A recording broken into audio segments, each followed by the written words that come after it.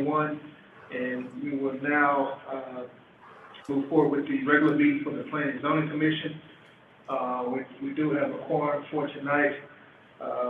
You have me, the chair, Derek Parks, and I'm here live. And on Zoom, we have Mr. Leroy, he's the vice chair. And we have Mr. Scott Lindsay, he's a member. And we have Ms. Kim Campbell, is the secretary for the Planning and Zoning.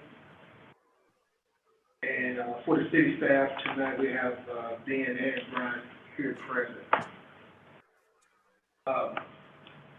Actually, the first one, new business on the agenda is item A, and conduct a public hearing and consider zoning change from agricultural to commercial C1 to allow for a auto repair use at 2527 Ovilla Road, City of Red Oak, Texas.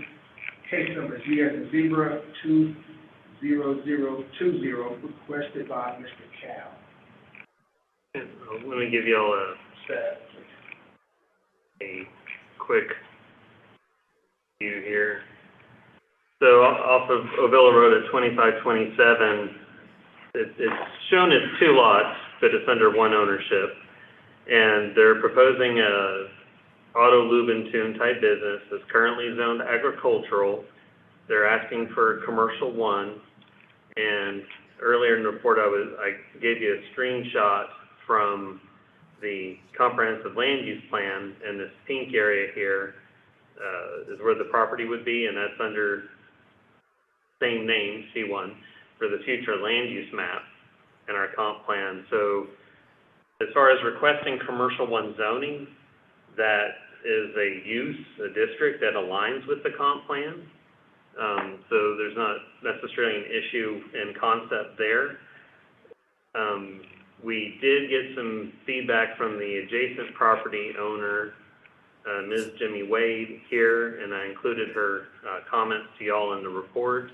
And I think she'll be joining us by phone, so y'all have a chance to hear from her directly. So hopefully if I try to relay her concern, I do so accurately, which is that she's got a rental property here next door to the east, and it's rented out to a family. And the lube and tune, like many of them, would have garage door, bay doors on both sides. And so you can imagine there might be some noise coming out of the building, and that would disturb her tenants. And again, this request is for commercial 1 zoning, so straight zoning. The applicant has worked with staff for quite a few months on the plans, and those were included in the report also. And again, this is not a PD, this is just a request for commercial 1 zoning, but he did demonstrate that they're able to figure out the site and the drainage and the landscaping and the parking and all that stuff to make it work, for sure. And again, it aligns with the comp plan, but the property owner next door has raised this concern about noise. And sometimes, you know, we've talked about a masonry screening wall.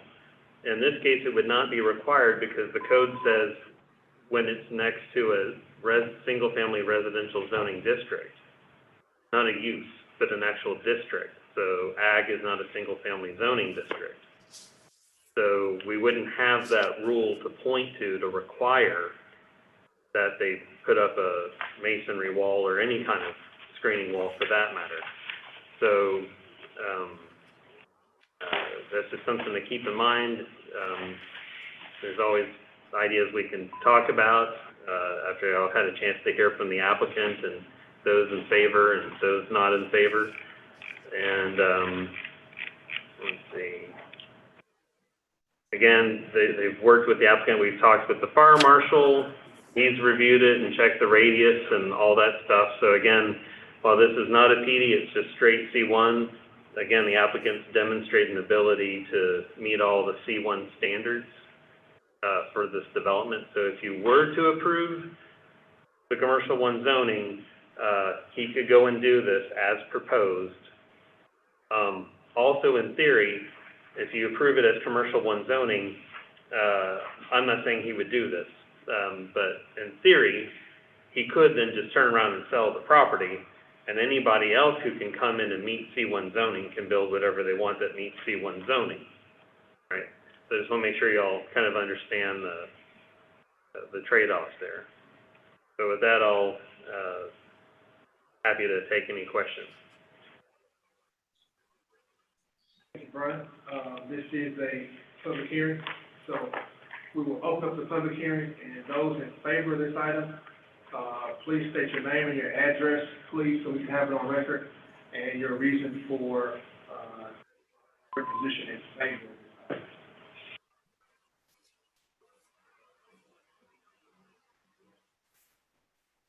Cal, that's, I think, your cue.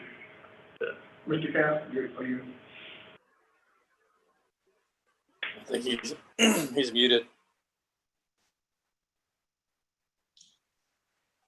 Cal, you're muted, if you could unmute.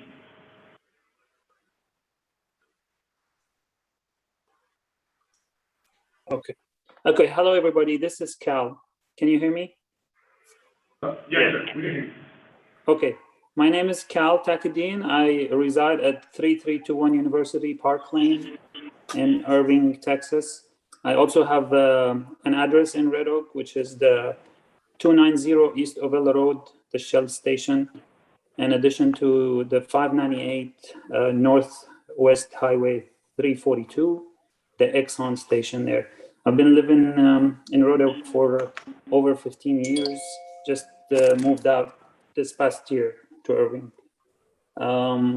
Yeah, we're proposing this auto care center on Ovilla Road.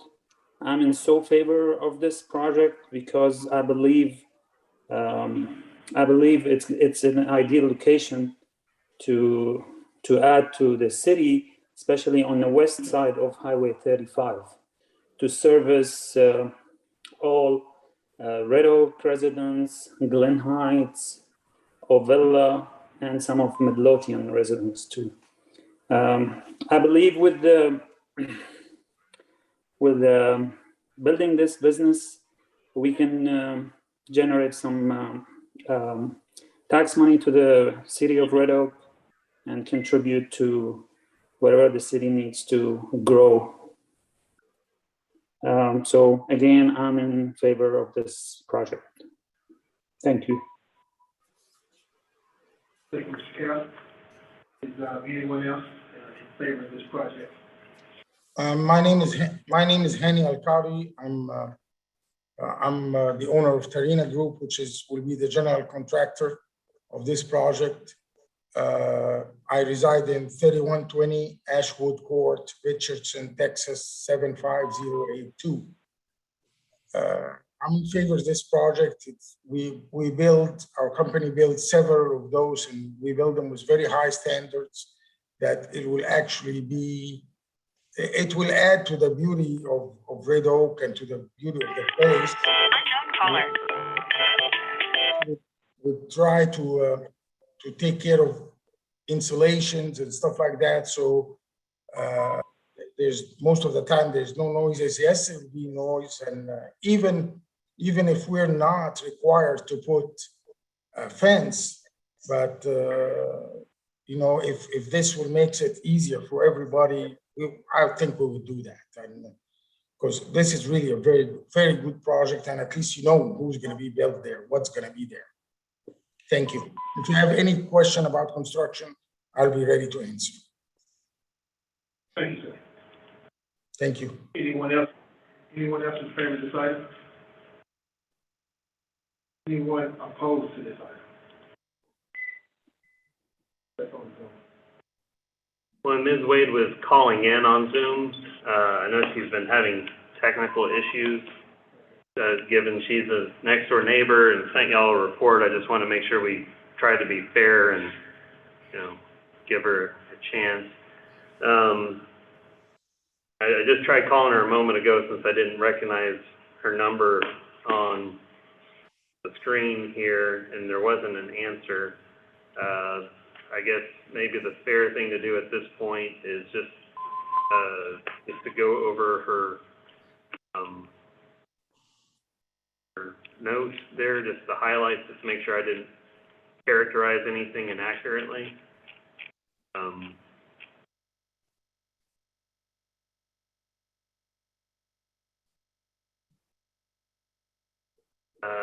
So, Can you hear me? oh, you there? Yes, Yeah, ma'am, I'm we here. hear you.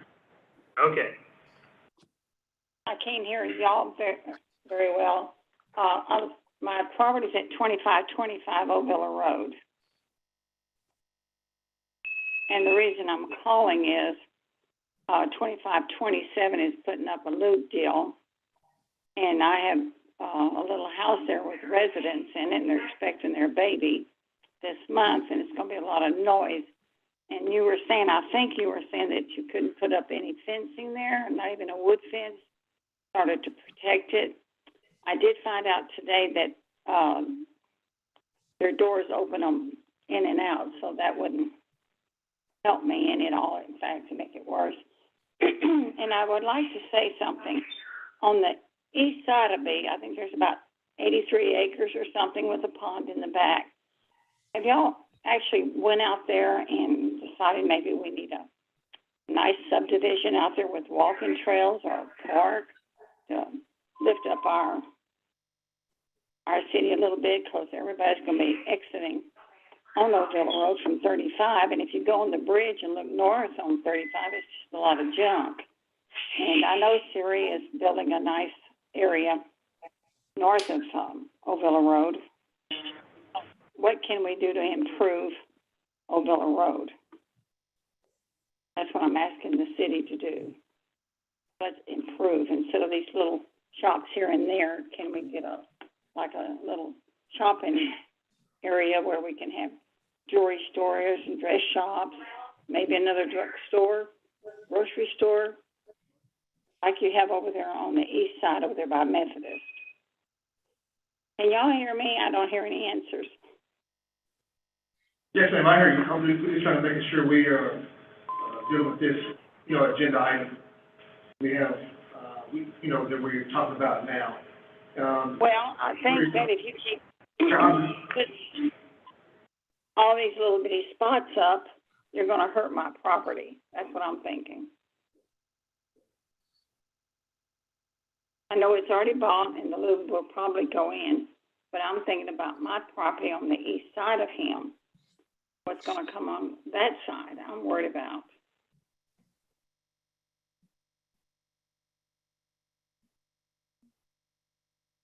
Is there an answer anywhere? Anything else, Ms. Wade, you want to express? Ms. Wade, what is your specific question? My question is this. I have property on the east side of 2527, and I believe the loop job will put my property down. Because I don't know what's going on in the 83 acres, and y'all don't have a plan. Okay, well, we don't have a plan because the city doesn't develop property. So you or anyone else is welcome to purchase that property and then bring a development forward on it, whether it be single family or commercial or what have you. So we can't know anything until someone buys it and brings it forth for development. Well, if you're on P&Z. I'm sorry, ma'am. I'm the city engineer. We've met before. Okay. What I'm asking is if you have no plans, so it looks to me like you'd be out there planning things that you would like to have come on the east-west side. Right, and we do have a comprehensive land use plan, or a future land use plan that's part of our comprehensive plan, which I believe you're aware of. And it does call for this area for commercial and retail along Ovilla, and then the 83 acres you're talking about is in the highway-oriented zone as well. So mostly commercial retail. It does allow for some residential, but we're getting a little off topic. So if we could focus on your property or the property that's being zoned right now. Well, okay. Let me ask you this: when this man puts up his property, it's going to make a lot of noise, a lot of traffic, which is his business. I need something to protect my property. My I've got a renter in there, and I think the noise and stuff, if they put I don't expect you to put a brick fence, but what about a wood fence to sort of cut down the noise?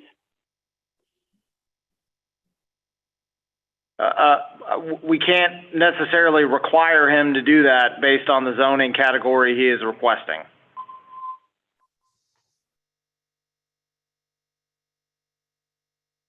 But you are certainly welcome to put up any fencing of that nature on your own property if you'd like. Well, since I've been there for years and years, it looks to me like I paid taxes all those years, and you're asking me to ask the guy that's putting up something to put up a fence, or I put up a fence? I don't think so.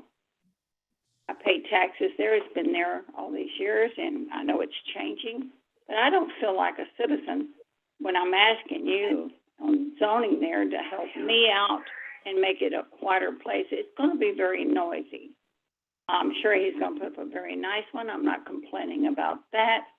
I wish it was a better development, but that's my business, my thinking. I would like you to help protect me. Okay, well, we'd have to rewrite the zoning ordinance in order to do that. So we can certainly look into that, but that's not really up for discussion tonight. So unless you have a specific question, I guess we would note that you are against the project. Is that our understanding? Well, if you can't help me or he can't, yes, I am. Part of these little bitty lots going for all different things. I think that you said that you've got it well planned out. I'll come by and see what you've got planned out tomorrow. Okay, just so you're aware, what's planned out is merely a bubble that says retail commercial. There is no plan, there is no building elevation, nothing like that. So what I'm telling you is basically all you will see if you come by is a map with a bubble on it that says retail commercial. Okay. And who am I talking to? Ben Hartman, city engineer.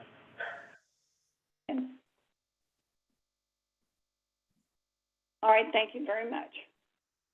I'm very happy person, but Thank you, Ms. Wade. Is anyone else on the Zoom conference against this project, please? Please state your name and your... Can I have a motion to close the public hearing? So moved.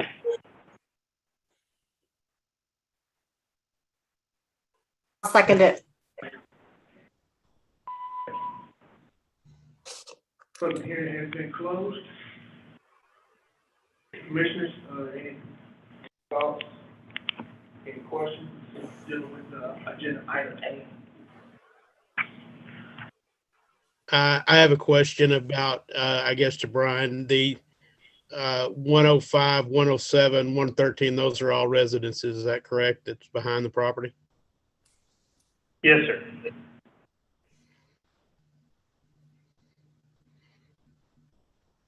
There would, for what it's worth, the doors would open to the east and west that Ms. Wade was concerned about. Not saying there won't be sound, but just saying the direction of the doors is to the east and west. Yeah, it looks like this elevation's a little off. It says south for the doors. That's probably not correct, but this looks accurate though.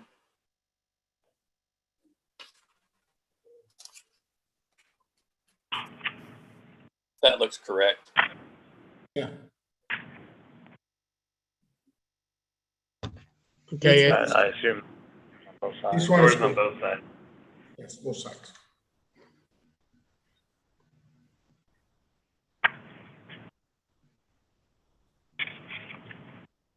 This is Ms. Wade. She's talking about the noise she would have to put up. Only something she would have to On the current standards as they are written today, that yes, we cannot force this person, we can't force either one of them to put up a fence. Right.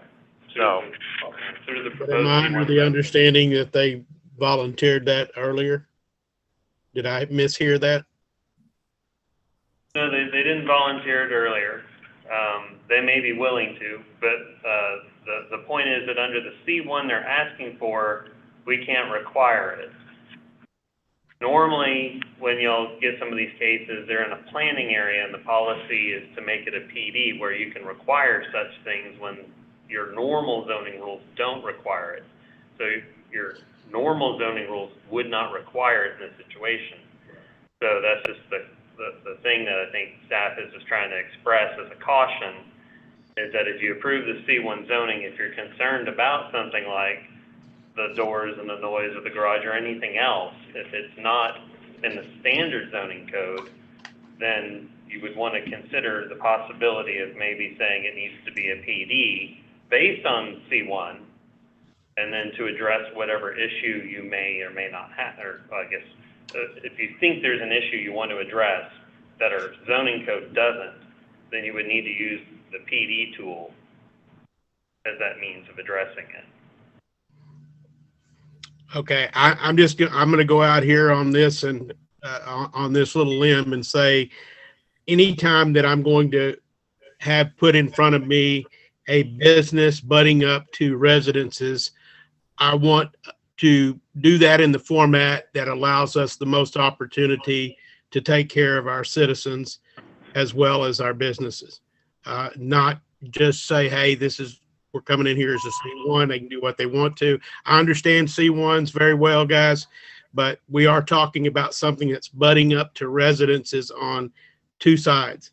So I believe this one certainly is one that needs to have as many restrictions to protect what is already there, as well as allow for this C1. I'm all for this. I have no objections there, but we can't just, I can't, without a conscience, just say, hey, it's C1. They can do what they want right up next to established residences. Those residences have been there for a long time.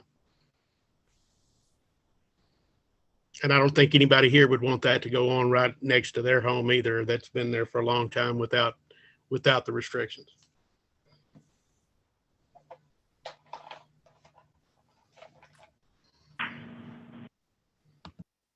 But I guess since it is C1, residents do have the option of putting up a ticket. Yeah, the residents that are adjacent, they could. Right. And there wouldn't be anything stopping them from doing that if that's what they wanted to do.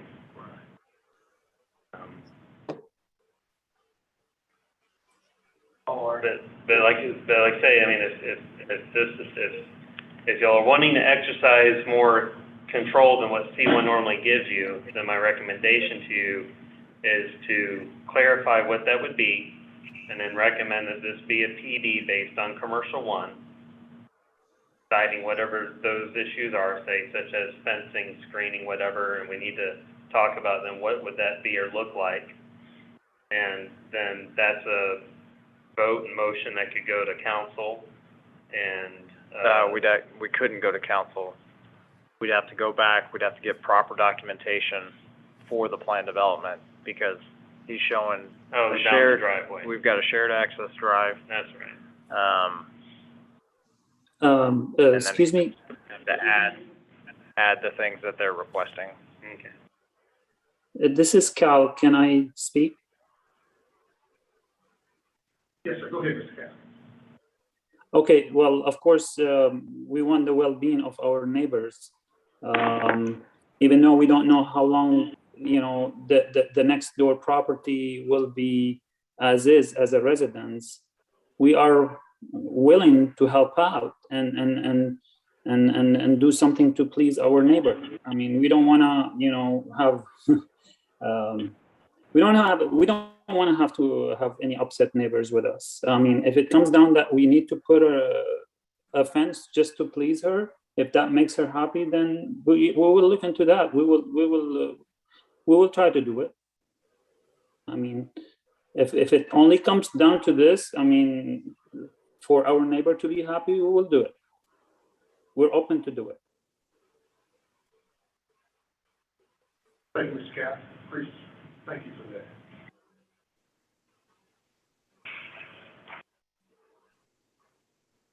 Commissioners, anybody else have any comments, regarding that?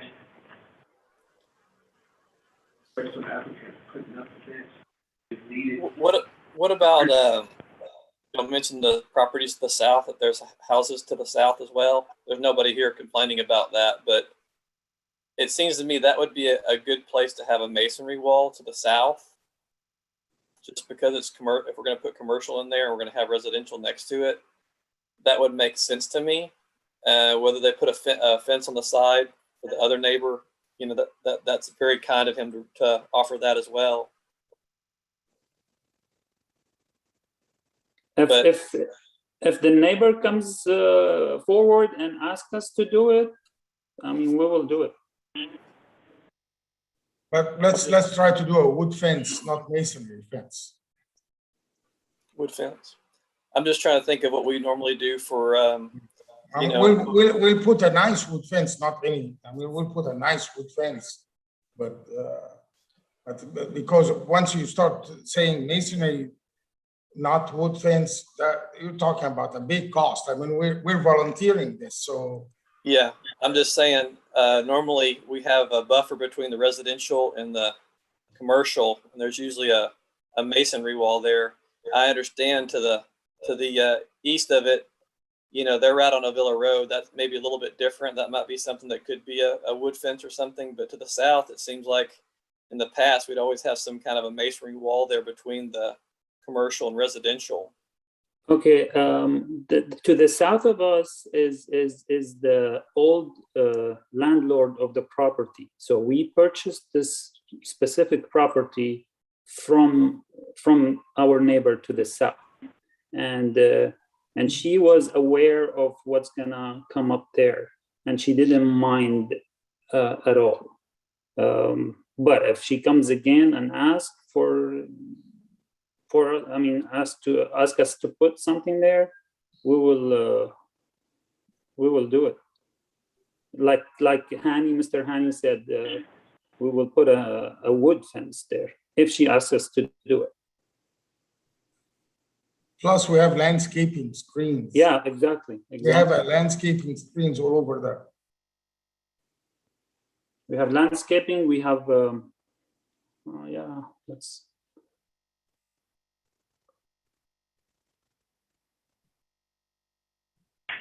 Thank you. Commissioners, can I have a motion for this item, please?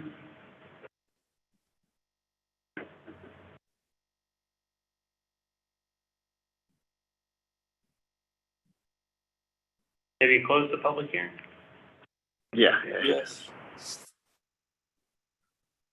Yes. Commissioner? Can I have a motion, please, for agenda item 8?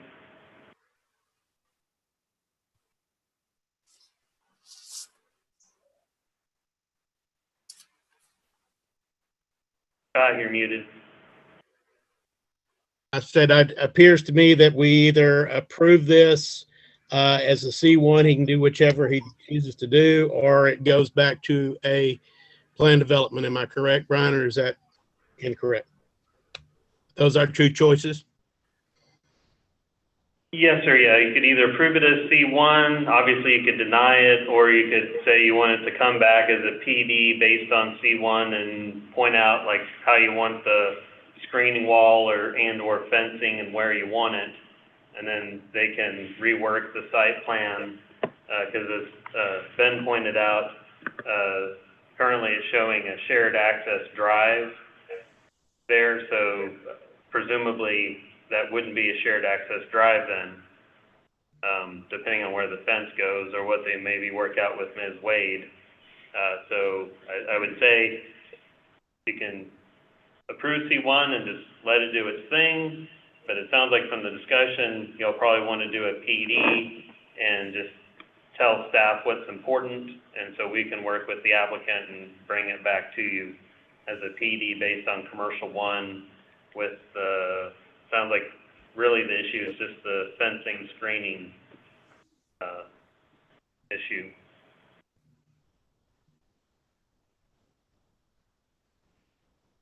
May I say something, please?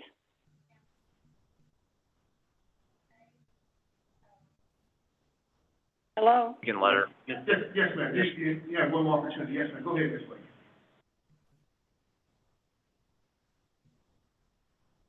Well, Ms. Wade, you can go ahead and speak real quick.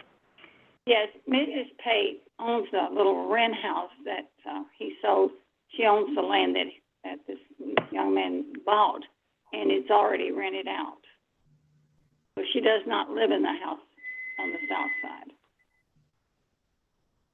Residential, right. Okay, thank you. all right, thank you, Ms. Wade. Brian, can I ask another staff question? If we go to a PD, how quickly can we get this back on an agenda? I don't want to hold up this builder. I totally understand what he's doing. I'm totally for the project itself.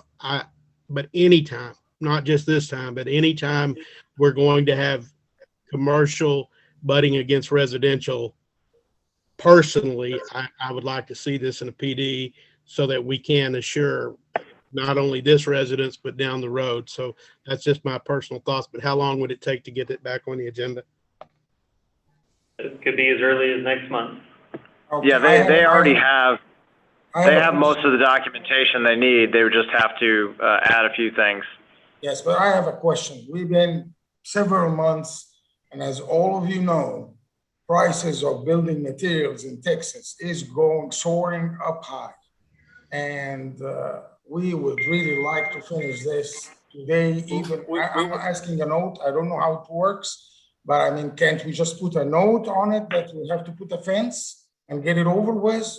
Why we have to go back to do all this? Just a note with our commitment to do it as the owner and as a builder. Because I mean, we keep going back and forth, and now it's gonna be next month, and next month, God knows what happened.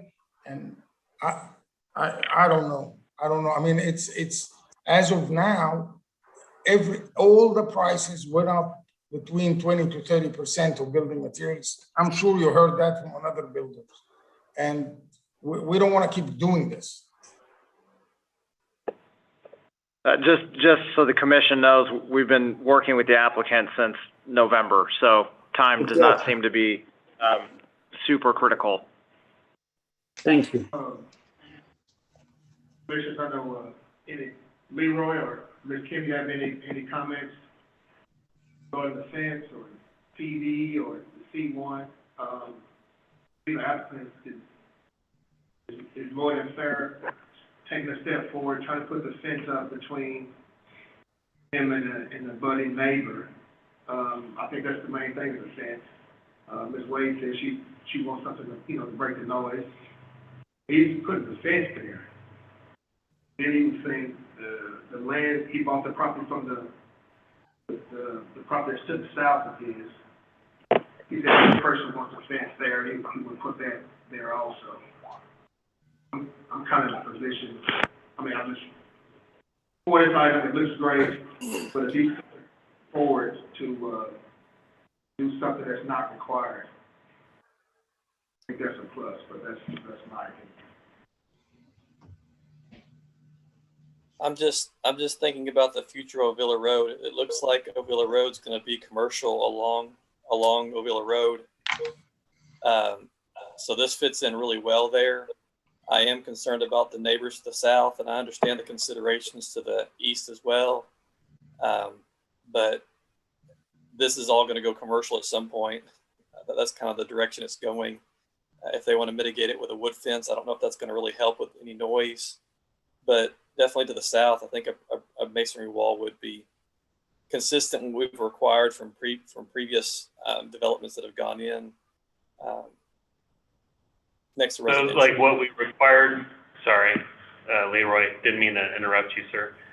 So would you say like what we required for 7-Eleven at Hickory Creek, you would want something like that? Or would you want the form, kind of the molded form like that's been required on the other side of Avila, like where RJ's Barbecue's going, at the shopping strip. So on the north side, they've done more of that kind of formed panel concrete wall that has a look to it. But then Hickory Creek on the south side of Avila, further down, that was more of a laid brick So that would be my question, is just what would be your expectation? I think either one would be fine. Yes, two commissioners, if the applicant is willing to do the masonry, we talking about labor on that side, that's something the main issue is the fence, masonry fence to the south. Is everyone stuck on that? I'm just trying to get everybody to see. The wood fence would just be a temporary thing. It wouldn't be permanent because at some point that property will eventually go commercial, I would think, since it's on a Wheeler Road.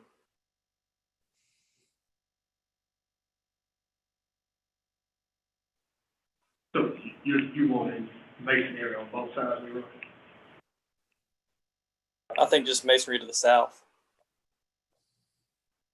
And, just also to just kind of again highlight, so to the east here, with that shared drive, something has to be worked out, and if you wanted something, probably the wood fence on this side might be a little more practical. I would imagine with the way you have these narrow, deep lots, I would expect in time that they probably, including Ms. Wade's, would likely go commercial at some point in the future. And so you may not want a masonry wall there,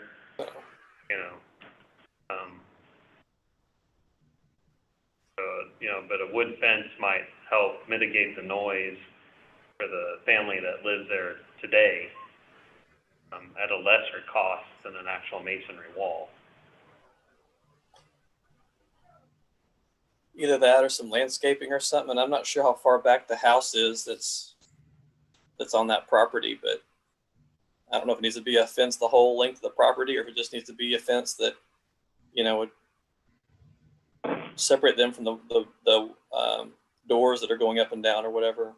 I don't think the wood fence really going to make much when it comes to sound proofing, but it would just keep them from seeing it, I guess.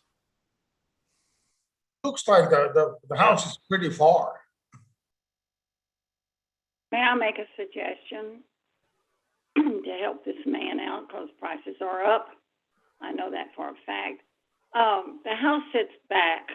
If he would put his offices toward the back of his property, that would help. That would put the doors closer to Old Villa Road. Flip it around. I don't know where his offices are going, but if we put them toward the back of the property, You can. I'm just trying to help him.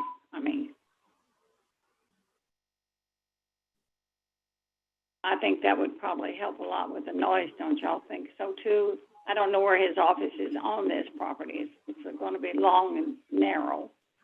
So where is the office at on this property? It looks like they're in the front. The north, yes. Has to be in the front. And the house is 50 feet from the property line. Right. It's pretty far back because of the noise and stuff, but where's his office going to be, toward the back of his building or in the front? The front. Towards the front. It'll be where And you he drive. flip-flops it? You got to be where you're driving up. That doesn't make any sense on the back.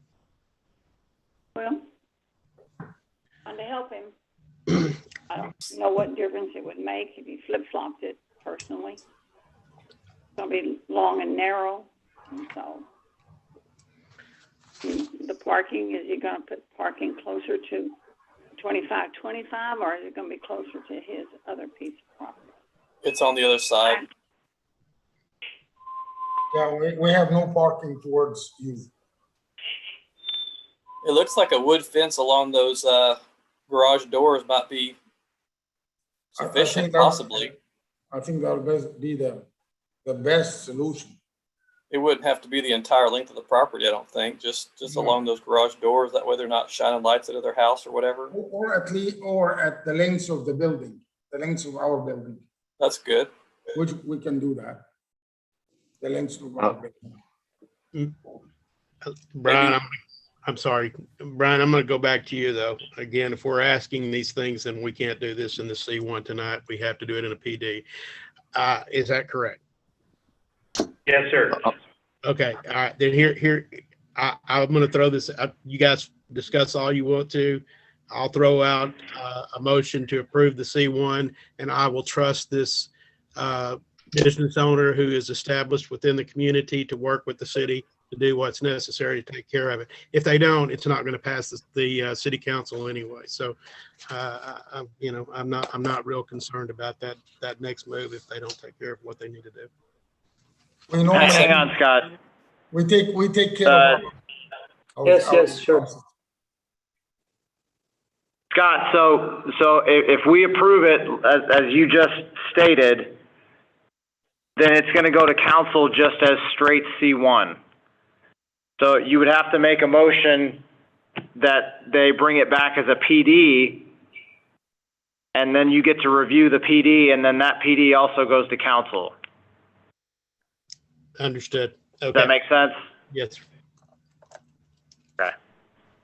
But then that will put us another month or whatever. I don't know that we have an option if we're going to have any say in what goes around it. That's the point. Is that not the point, Mr. Chairman and city? If we're going to have any say in what's around it, it has to come back as a PD. Otherwise, it's just a straight C1, correct? It's a straight. Correct. it's The only way to straight- guarantee it is Straight with the PD. C1 was our promise to put the fence. We can do this promise in writing. I'm sorry, can I say something real quick? Go ahead. Okay, so I've been in this automotive field for the past 5 years. All the equipment that we're using lately in this field are not like the old tools that we used to use. So there's not much noises that it's gonna be coming out of the shop. I'm in the shop right now, which is not really far from an apartment complex, maybe less than 100 feet from me. And they could barely hear anything that we do in the shop because of all the newer tools that they're making nowadays. So more electric tools that we're using, less noises. From my experience, really, and from what I've been seeing nowadays, working in this field, no noise coming from the shop that I work in right now, or the shop I worked at the past couple years, which was also not too far from a housing complex.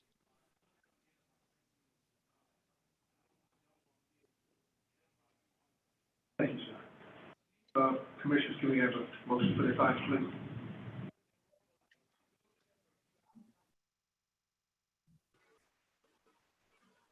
I make a motion that we request the applicant to come back with a PD so that we can properly consider the resident to the south, the residential property to the south, as well as the residential property to the east, to include masonry, possibly to the south, and either a wood fence or some kind of screening, maybe landscaping or something, or a mix to mitigate the garage doors to the facing the east. Second. All in favor? All right. Nays? Ayes have it. In the front. Give any instructions to the applicant. Well, I mean, I think y'all pretty much discussed it. It sounds like they need to propose a masonry wall on the south side, a wood fence with landscaping up to the front of the building on the east side, and then we'll need to work with them on adjusting the site plan for that, and to also deal with the shared access easement, where that fence may go on the east side. That sounds right. It looks like a really nice development, honestly. I agree with that, Brian, and I think it's a great development. I just want it to be consistent with all the others that we have that are commercial abutting residential. Thank you.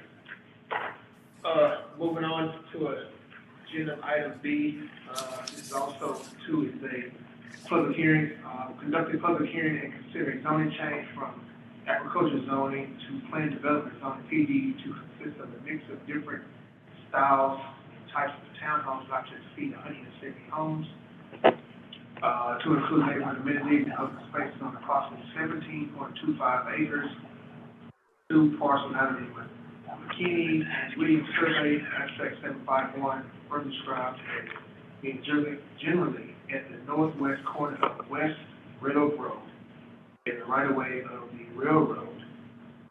The development will provide access to North Main and West Red Oak Road in the city of Red Oak, Texas, case number Zebra 21012, requested by Mr. So, this is a continuation, though just for the record, I did renotice property owners as well as the newspaper, for this, I think it's just more a thing of just to be safe, to make sure that, you know, everyone's been adequately noticed. We did get some feedback. We heard, from Brett Miller, who is at 313 Main Street, North Main. He's on the west side of Main Street. He's been very concerned about this development and the impact it'll have. He has also, let's see.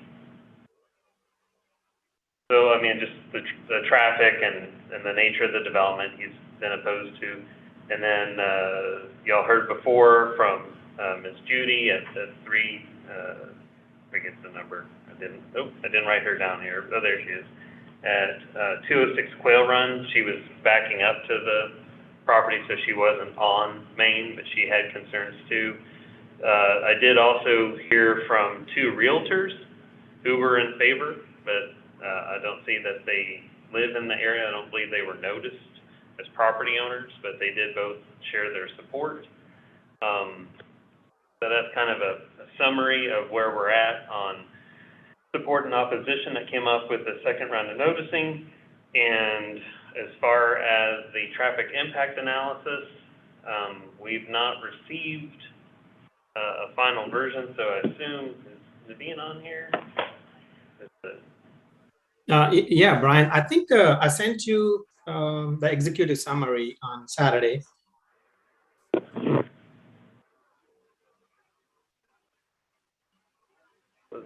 Did you send it to me as well, Naveen? I think so. Yeah, I think so. Let me re-forward that again.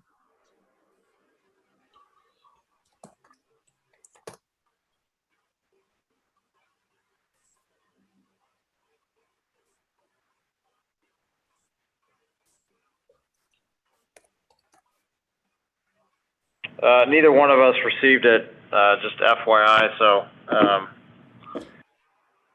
Oh. You're probably going to need to just kind of go over it. Sure. Let me see if Adrian is here. He was actually stepping into. Hang on, Naveen. Let us open the public hearing and everything, and we'll kind of, we got to follow the processes first. Sure. Commission, if you'll remember, we went through the entire project in its entirety last meeting, and the biggest concern was traffic, and so we'd asked the applicant to do a traffic impact analysis. The main concern was about the school, and so they did complete a TIA. Obviously, we're not in school right now, so they had to make some assumptions based on traffic counts. they got traffic counts and then had to make some assumptions and bump them up to account for school traffic. And the process that they used to do that, I think is pretty sound. They went to the school district, and I'll let them talk about it more, but they went to the school district, they got the enrollment data, they looked at, how many kids ride the bus versus get dropped off and things like that, or they assumed that if they weren't riding the bus, they were getting dropped off. So they were able to put the data together in such a way based on the service area of the school and making some assumptions on how, different residents would kind of go to the school with a path of least resistance. And we had asked them to, we got a copy of it last week and had just asked them to clarify and not necessarily revise, but just to kind of clarify some points in the TIA so that it was just abundantly clear that we were addressing the actual concerns of the commission. So I'll let them talk about that more when it's their turn to talk, but that's essentially where we're at. So we're re-presenting the exact same case with the new data from the traffic impact analysis. Now we're opening up the public hearing. Those in favor of this item, please state your name and your address and your opinion regarding this item, please. Yeah, my name is Naveen Kamampati. I'm at 2770 Main Street, Frisco, Texas. I'm in favor of this project. We did discuss this project in detail last time, and I think all the members were in agreement that the traffic is the only concern, and other than that, everything else is like they're really supportive of this project. They said this is a great project. So we went and did a traffic study. I would let Adrian talk about more details, who is the traffic engineer on this project. Our traffic study is done by a licensed professional engineer, and he's also certified as a professional transportation operations engineer. That's so that is just to tell everybody that whatever the traffic study that we have done, that is per the engineering standards. Last time we had concerns about density, we had some concerns about the traffic, we had some concerns about traffic that's going to be stopping on the streets. So about the density, you all know that what we are proposing here is a medium density, and it's called a missing middle. We're not proposing something like a low density residential, or we're not proposing a high density concrete block like an apartment. It is somewhere in between. So what we are proposing here, also, let me talk about a couple of statistics that I sent to Brian also. So about 30% of the households that are in the market looking for the property, they are single person. For home buyers, they're single person. About 75 to 85% of the households will be without children by 2025. Currently, by 2030, 1 out of every 5 people in the US will be 65 plus. So these are the types of the demographics that we are targeting. So any concern regarding overburden onto the schools will be a little bit alleviated because of the type of the demographic that we are targeting. And a couple of other concerns, like kids walking on the street in the morning. If you look at the main street, they don't have any sidewalks, but the streets that we are proposing, we're going to have 5-foot sidewalks connecting from Main Street all the way up to the Red Oak Road. So when we dedicate those to the public, they will become public streets. So kids can safely walk through those streets on the sidewalks. And regarding cars parking on the street, we do have 2-car garages. We do have around 70 additional parking spots that are throughout the site. So there should not be any reason that these cars be parked on the street, but we will have a HOA that's going to strongly enforce not to park on the streets. And I will go through some of the main points of this traffic study and what our findings are. We identified, we did collect the data on July 14th when the school is not in session, but we have increased the traffic by 20% because of the COVID conditions, just to make sure that we are representing the real traffic. In addition to this 20% increase in the number, we have also collected the enrollment data for the elementary school, middle school, and the high school, and added to this traffic data that we have collected in the field. Our traffic study summarizes that these intersections are operating at an acceptable level of service in the present day, and also after the construction of this project, these intersections will continue to operate at the same level of service. Some of the other main points here in the traffic study are the Red Oak Road. Right now, it's already a 4-lane roadway that is actually that's actually taken into consideration for the future development as well. What you see at Red Oak Road today, that's going to accommodate anywhere between 20,000 to 34,000 vehicles per day. It's classified as a minor arterial, and we are currently estimating that there are only 12,000 vehicles per day. One of the items from this traffic study is the intersection 342 and Red Oak. In year 2023, when everything is built up, it's still going to be operating at the same level of service D. So this is not causing any additional congestion. And regarding the main street, which is a local residential street, its capacity analysis is around the maximum of 1,500 vehicles per day. With the development, it's going to be around 900 vehicles per day. And we did look at the side distances on Main Street where our entrance is going to be connected. And even on the Red Oak Road, we did not see any problems on that. So overall, the traffic study indicates that the intersections will be operating at the acceptable levels of service. That's all I got. Thank you, Mr. B. Anyone else in favor of this item?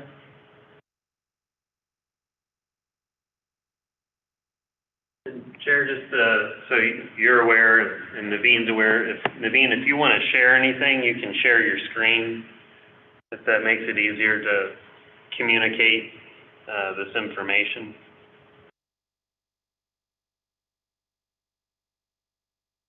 We'll do that if the commission has any questions, he can share theirs, but I think we're moving on to anybody else who's in favor of this item. Okay, yes. Anybody else who's in favor of the item? Not any of those that are opposed to this item. Please state your name and your address. Can you hear me? Yes. Hello. Yes, please. Judy Darwin, 206 Bob White. I will say that I'm not as much against the development as I was initially. Mr. Naveen and Mr. Prakash did reach out to me. We had a conversation. We discussed my concerns, and those have been, you've mentioned most of them here tonight. I still am uneasy with the density. We're putting over 300 people, would be my guess, into this location, and as well as that many cars. And the traffic study was done for maybe 48 hours. It went up after a Monday after 8 o'clock and went down on Thursday before 5. So I'm not sure. He does, he has done a lot of statistical calculations with that. So I would hope that it's accurate. I don't know.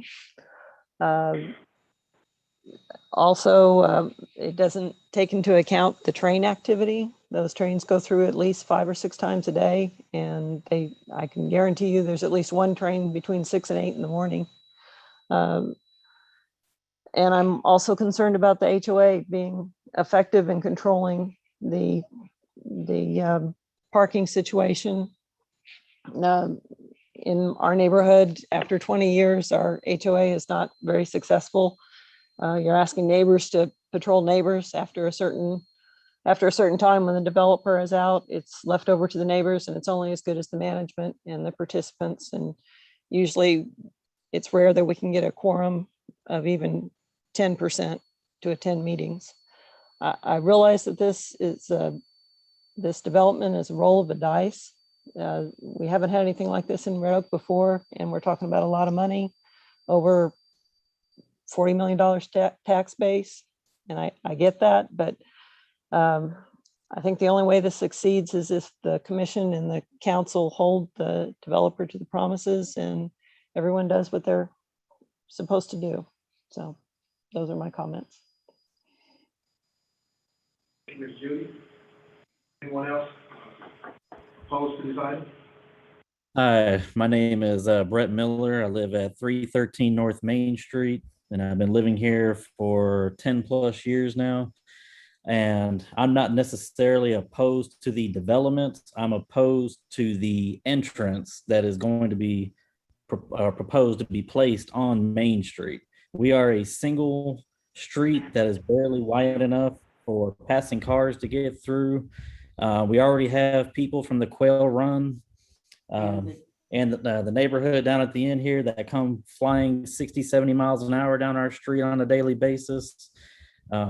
So my concern is there any way to change that Main Street entrance? I mean, you're talking about dropping that entrance in between two residential houses right there, one being an older couple and the other one being a what I believe to be a single mother with a young child, and you want to place an entrance and exit going on our street right here.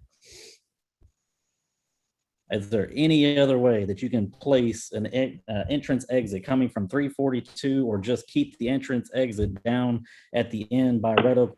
So our street is fully affected, because you're talking about 170 townhomes. You're looking at, that's 170 cars plus, if they're married and stuff like that, 300 plus cars. And if they have children or whatnot, that is going to increase the traffic on Main Street substantially, because everybody cuts down Main Street, especially during school, because they don't want to catch the light at Methodist. So they come through our street to get onto Red Oak Road so they can skip the Methodist light there.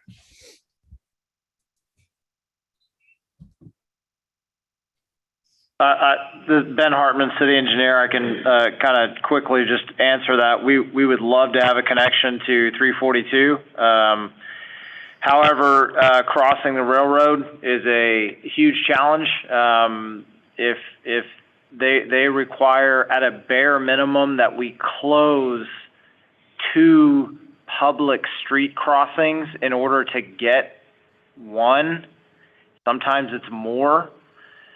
Depending on distance and proximity and what else is going on in the city. So we don't have 2 crossings that could be closed at this point in time. So we couldn't, that's one challenge to getting to 342. The fact that we have to do another entrance instead of just having one on Red Oak Road is we have multiple ordinances that require us to have 2 points of entry.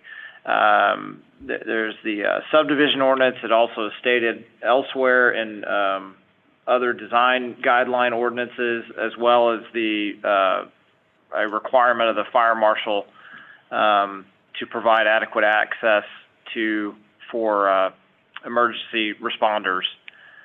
So that's why we have to have 2 points of access. I realize it's not ideal for you to have it right there, but it's not necessarily an entrance. It's essentially just a road. It's another road. It's another public street, and it's a divided entry to help with a bit of creates a little traffic calming effect being divided, because you can't just whip in and out of there super fast because of the divided entry. You're kind of bottlenecked into slowing down to make your turns.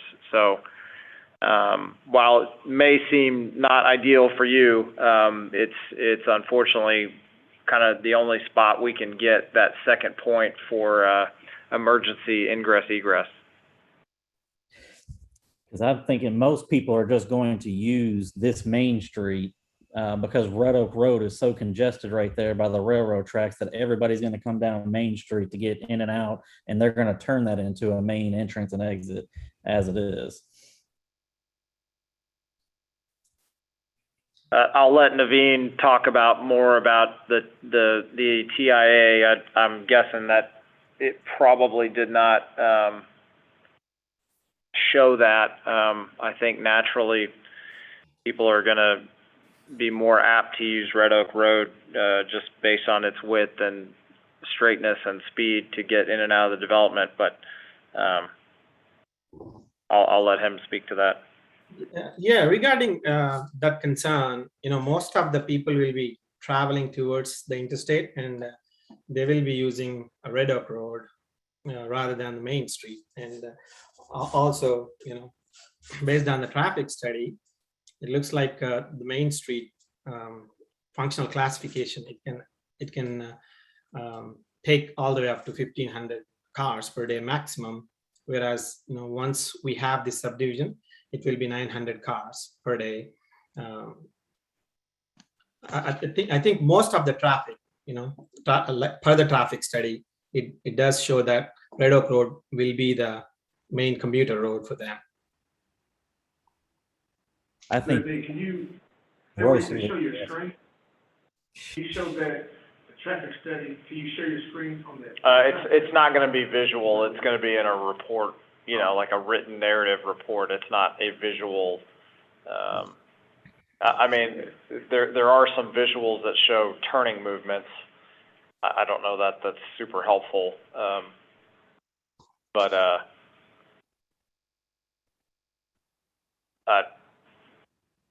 Brett, did you have anything else you wanted to ask about? No, that seems to be it. It doesn't seem like anything's going to resolve. So, Anyone else against this item, agenda item B? I can have a motion to close the public hearing. So moved. Second. Public hearing closed. All right, commissioners, thoughts on agenda item B? I think the last main discussion was the traffic.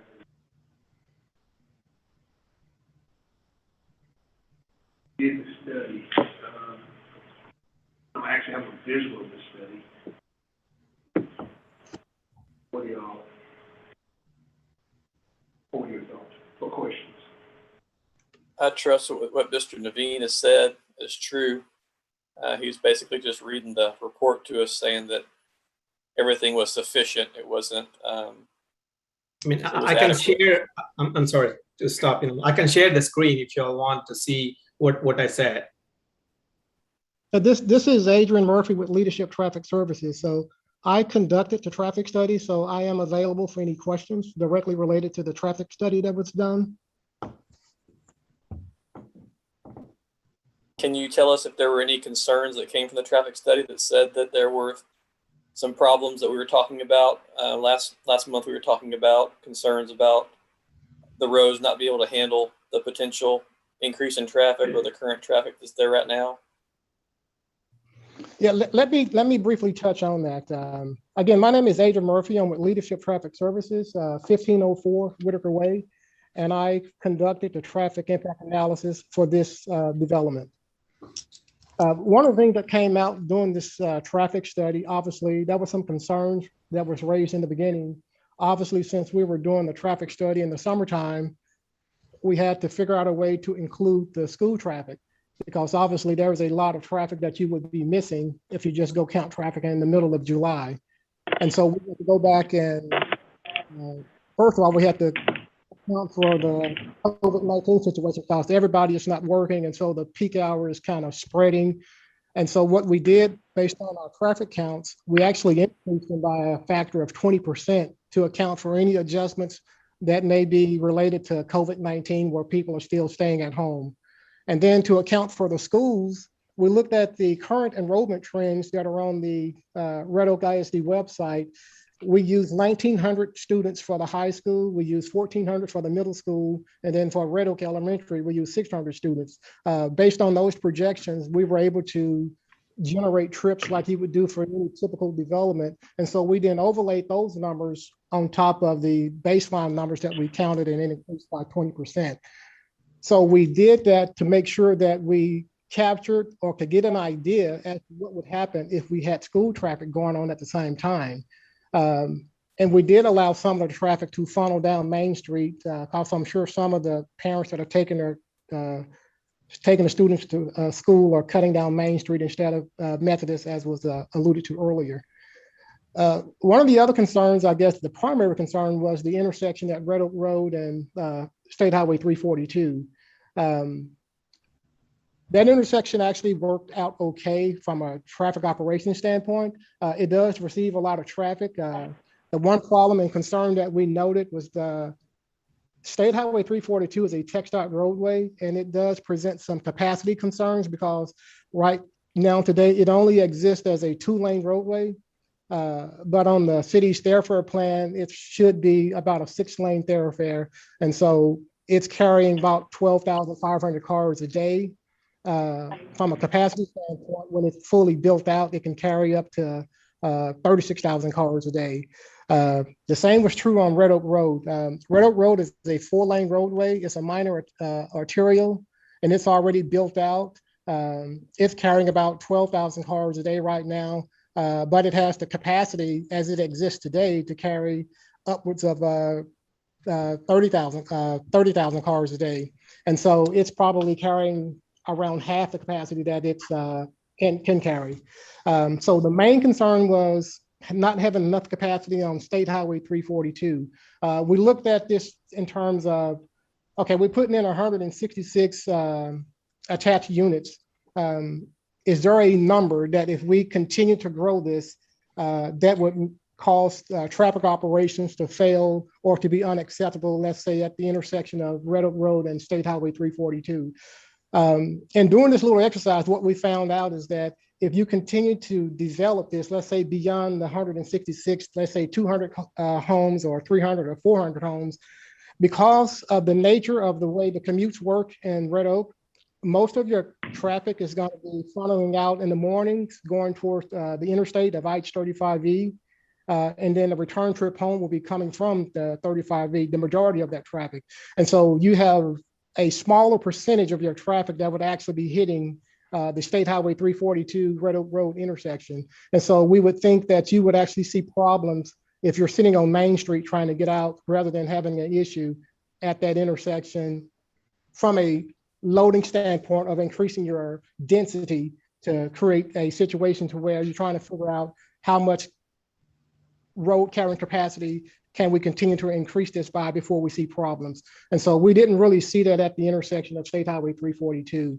And so those were some of the main points that we kind of looked at and kind of touched on, just to give you a general overview. Red Oak Road is already built out based on a thoroughfare plan. And so it's designed to carry cars. Its primary function is mobility. It has a secondary function that is related to access. And so there's development based on the city's comprehensive plan that will allow development to take place. And so that's where you're going to get your traffic, but the roadways that they're designed and built will be built out to sustain and to handle that type of development. So that's kind of a general overview, but I can answer any specific questions that anyone may have. So Adrian, the statement that, these are operating at an acceptable level of service right now, and when everything is built out, they still continue to operate at the same level of service, like acceptable level of service. Is that correct? Yes. And acceptable level of service is really defined by how much delay are you willing to, will you encounter, how much control delay, if you're stopped at the intersection, how long is it going to take you to actually get through the intersection from the first time that you approach it? And so that's kind of measured in so many seconds of delay. But yeah, once this development is built out, the primary intersection of State Highway 342 and Red Oak Road would still be able to function at an acceptable level. Okay. Okay, Commissioners, do y'all have any questions for Mr. Adrian? I know last time we talked, it was the traffic study, we want to see that. Do y'all have any questions for him?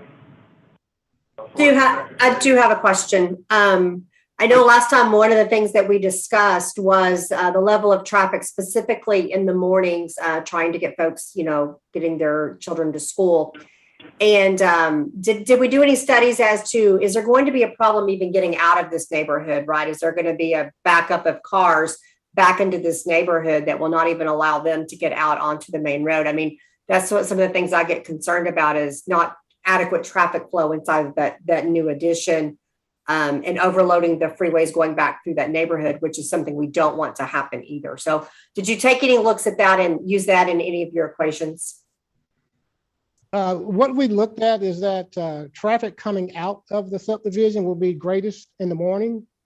And obviously it would be the opposite in the PM peak in the return. And so what we looked at is that from a traffic operations standpoint, you wouldn't have any issue with cars trying to get out. That Red Oak Road is a 4-lane thoroughfare. And so you will have enough available gaps for someone who's sitting at a stop sign, either at the new street connection or even at Main Street that's trying to get out onto Red Oak Road. You will incur a few seconds of delay as you await an acceptable gap to be able to negotiate a right turn or a left turn. And so that queuing or still that wasn't significant. Yeah, I think the bigger concern is obviously turning left coming out of that neighborhood, to try to get back across 342 to the schools on that side. Yeah, but if you have, I think this type of development, I don't think you'd have that many students, I guess, because of the nature of that will be doing that. I think you still will see cut through traffic. There's a neighborhood, I guess, to the north where you have Bob White Drive and different things like that, where traffic, instead of taking Methodist, they may cut over and come out on Main Street because they don't have to wait for the light to change if the main green is being allocated to the Red Oak traffic instead of, the side street.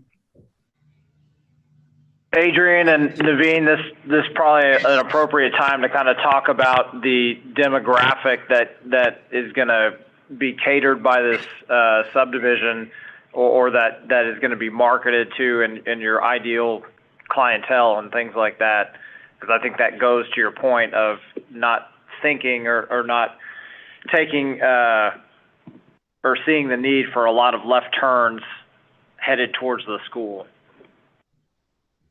Mainly as I initially indicated, empty nesters, those, and also families without children, and also older people, who wants to live in a walkable community like us, missing middle. Those are the demographics that we are targeting. I'm not saying that there will be some, there won't be any people without children, but most of the subdivision people will be empty nesters, families without children, and people who are older, 60, 65 plus, who wants to live in a community that is walkable, where livability index is high.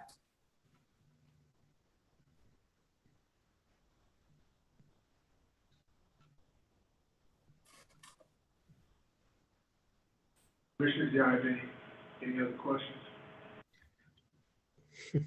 Several. Go ahead. You guys know I'm the problem, the problem child. And I appreciate everything Mr. Naveen has done, the traffic study, everything. It's been amazing. I've been, again, history on council for a long time, and I've seen a lot of developments come in with absolutely nothing. You've come in with a lot of the answers, but there are still questions. First of all, in your traffic study, we didn't take into consideration Wooden Elementary, which 80% of that traffic flows through that same intersection. So that one was left out, but that's not a major issue. Main Street, have a big concern with it being able to handle the traffic, number one, and that the construction of that road. That's a city street right now, and my first phone call was to the city manager and asked, are we going to improve that city street? And that wasn't a resounding yes that I got off of that. Emergency vehicles, you stop to let an emergency vehicle pass you because of the width of that street right now. So we're talking about adding, traffic in there that is a concern. I guess one of my staff questions or question for staff is the timeline of this construction as opposed to Ovilla Road, because gentlemen and ladies, when Ovilla Road construction begins to widen that end, it's got to go to Red Oak Road. And that is going to at least double that traffic for that period of time. And we know construction's not really fast. So that's a lot of vehicles that are going to be dumping on Red Oak Road already. And we know that's going to happen. We've seen that with everywhere else that Ovilla Road's been widened. So maybe you guys know a better timeline on how these are going to coexist and whether that was taken into consideration. Ovilla Road is going in 2025, I think, is their current target date. That's assuming they get all their funding and their right-of-way acquired and so on and so forth. And then Naveen has stated they're trying to complete the project full build out by 2023. That's correct. Okay. That part's good to know. And I guess back for Mr. Murphy, the number of streets, can you restate that of what vehicles that should be a capacity for Red Oak Road now and in the future? I didn't get that down quick enough. Yes, sir, I can give that to you. We collected traffic data on Red Oak Road as part of the traffic data collection effort. And we increased it again. I talked about the steps we went through to increase it. So what we show is that there was about 12,000 vehicles per day on Red Oak Road. That's a 4-lane roadway. And so that's an average of about 3,000 vehicles per lane. Red Oak Road is based on the city's transportation plan. It's really it's designated as a minor arterial. And as a minor arterial, again, I think I mentioned minor arterials, their primary function is mobility and with a secondary function to access. And so as a minor arterial, it typically can accommodate anywhere from 20,000 to 34,000 vehicles per day. And right now we see today that it's only carrying, less than half that number. Okay. And as a traffic expert, did you also, I guess, saw all the roads that come into that main road, the 1, 2, 3, 4, 5, 6, 7, 8 roadways between 342 and 35? That wasn't a concern with that traffic that's already there?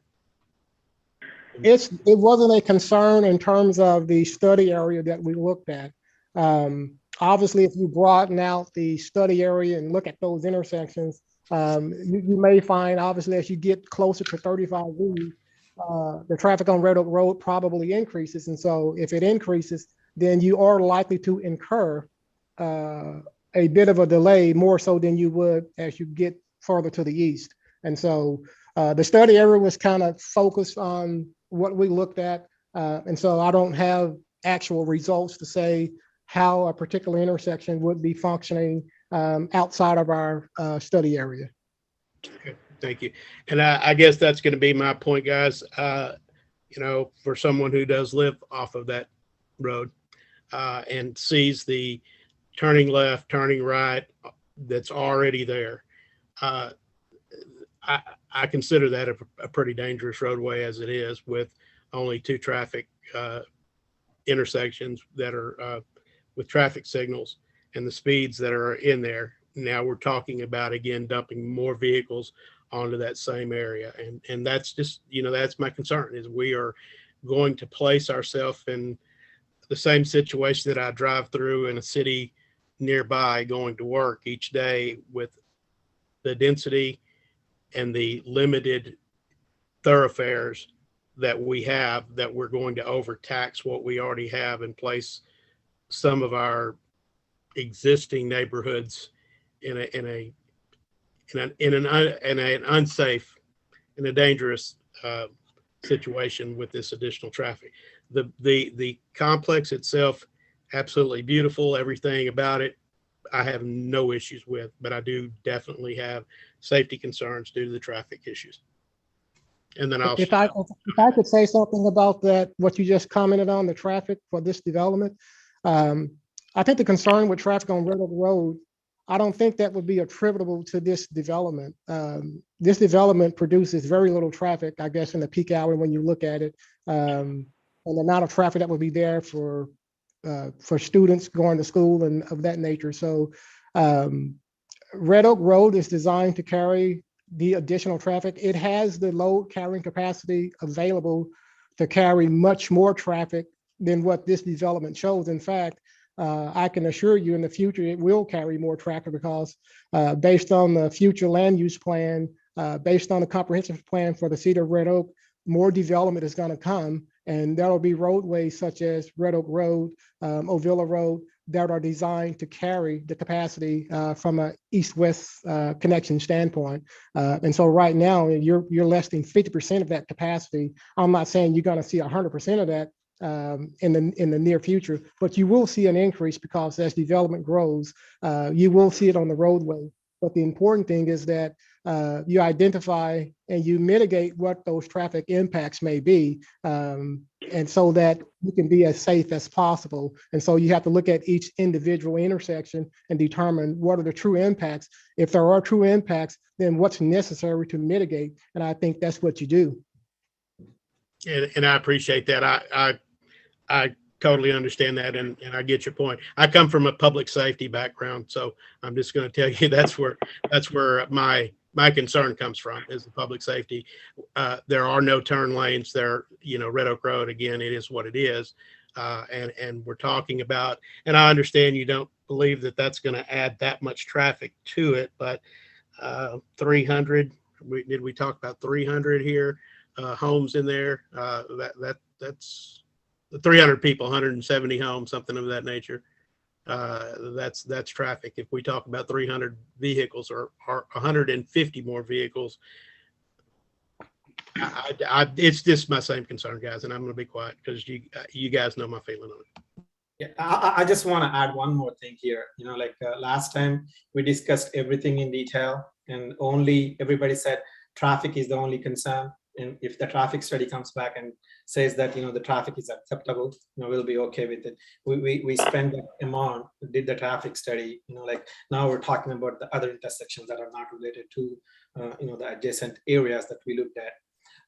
But I'll conclude by saying one point that we are in compliance with the future land use plan, planning area 10, which is what the city is proposing at this location, and we are complying with that. Our density is in compliance. We're not doing like an apartment complex or something with a high density. So we're bringing you the traffic study. We're showing you that this is not adding additional traffic, and we're letting you know that this is the best use that is going to be a win-win. As you generate the more tax revenues that can be used for the improvements of the surrounding properties too. So that's all I got. Thank you, Mr. Levine. Commissioner, do y'all have any more questions regarding the traffic study? Because I know last time, we tabled this based on, you all want to look at the traffic study. Do y'all have any issues, with what Mr. Levine is saying or Mr. Adrian is saying regarding the traffic study?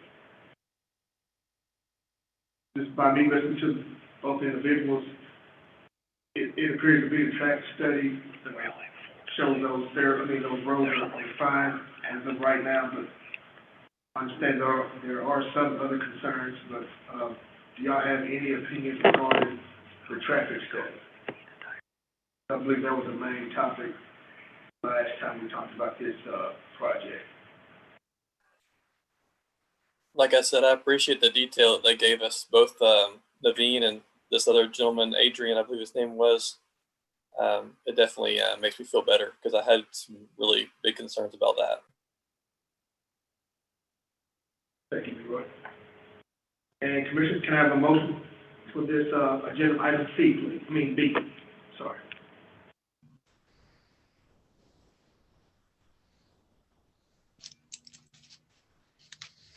Anyone? Commissioners? I'd like to make a motion that we approve agenda item B.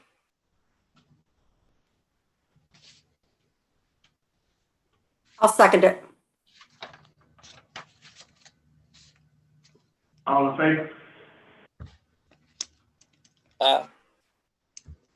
Aye.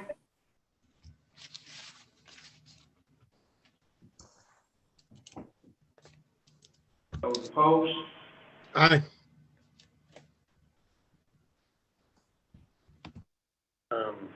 How are you voting?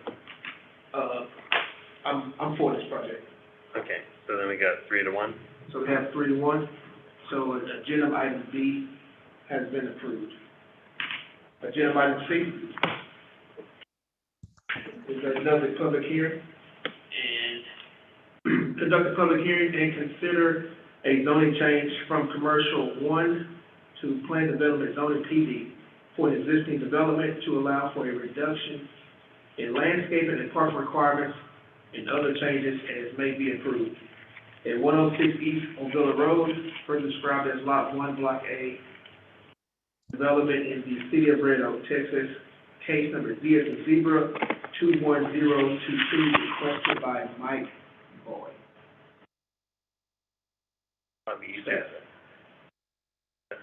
Show this to you here. So this relates to what we've been talking about lately with our issue of some of the older sites, especially when they're on a villa being impacted by TxDOT, and that to be able to get a certificate of occupancy, you need to meet parking and landscaping. And so for this site, even prior to TxDOT doing a taking, it would already be a little short on some of the landscaped area, as well as there's only 1 tree here now, and there should be 4. So there's a practical issue there with the landscaping. Again, this is even pre-TxDOT taking. When TxDOT comes in and takes, it'll kind of come up to this curb. So a lot of that landscaped area there, I mean, TxDOT may not destroy it, but it just won't be part of his property. It won't count towards his site conditions and requirements and giving a certificate of occupancy. And this all came up because he's got 2 new leases. Y'all may or may not be aware that with COVID, a lot of, a fair amount of businesses went out. And as we're reopening, businesses have come in. So we have, we're getting a lot of requests for COs, which is good news. And the other thing is he's got a lease for a UPS store and a Firehouse Subs. And looking at the parking requirements and what he has, I'd have to go back to my notes for the exact numbers. But the main point, what I remember is you've got a pharmacy, a cellular store, a donut shop, which is really more of a morning business. And then he's wanting to bring in UPS and Firehouse Subs. So by the technical parking requirements, he would be 3 spaces short. I believe he has 43 and would need 46, whatever I said in the report. And so he's a little shy, but again, the donut business operates at a bit of a different timetable, so we're not really anticipating, if y'all are willing to give a small relaxation of parking requirements to really be that impactful.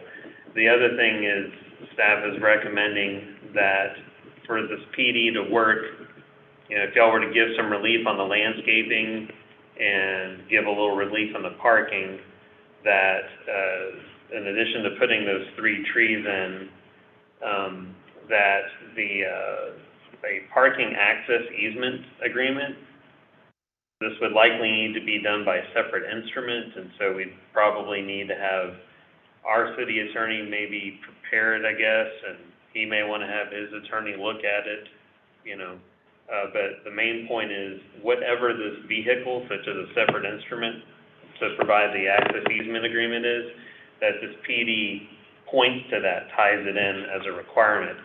The reasoning is, as we've discussed, especially along Ovilla Road with the TxDOT takings,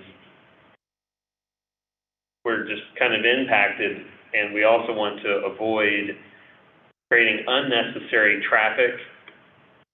And I don't know if you can see it here well, but you can actually see the tire tracks that go between this side and this side. So people are clearly going out here and coming in because you can see the rubber on the road pattern, right? So it's another reason to have an access easement agreement here so people can just go and circulate on site rather than circulating through the street, causing what we would call shock waves, which oftentimes lead to accidents. So that's kind of the reasoning. If you're wondering, well, staff, why would you ask this guy to do that? That's the reason, is that it would be better, again, with TxDOT and the way this is building out and flowing, that you should, well, and it should have been planned this way from the beginning, honestly, to have on-site traffic circulation. And so that way you just encourage that circulation of traffic here. It's better for your public safety. It's also better for your business because then you've got more opportunity for essentially an auto-centric business to benefit from an automobile being very close to it. So those are the highlights of what the case is about, and then Real quick. Yeah. So another component of that is there's not only the TxDOT takings, but the redesign of Ovilla Road, which is going to include a median, so no one can make left turns in there anymore. So that's just even more reason to get that connected, so that someone could turn left down at the light and then get over to those shops without having to circulate all the way back through the Walmart parking lot and then turn up through the I haven't seen finalized plans, but they may give one of those entrances a left turn lane from Ovilla, but you want to be able to funnel everybody from that left turn to get to all those businesses. So that's another reason as well.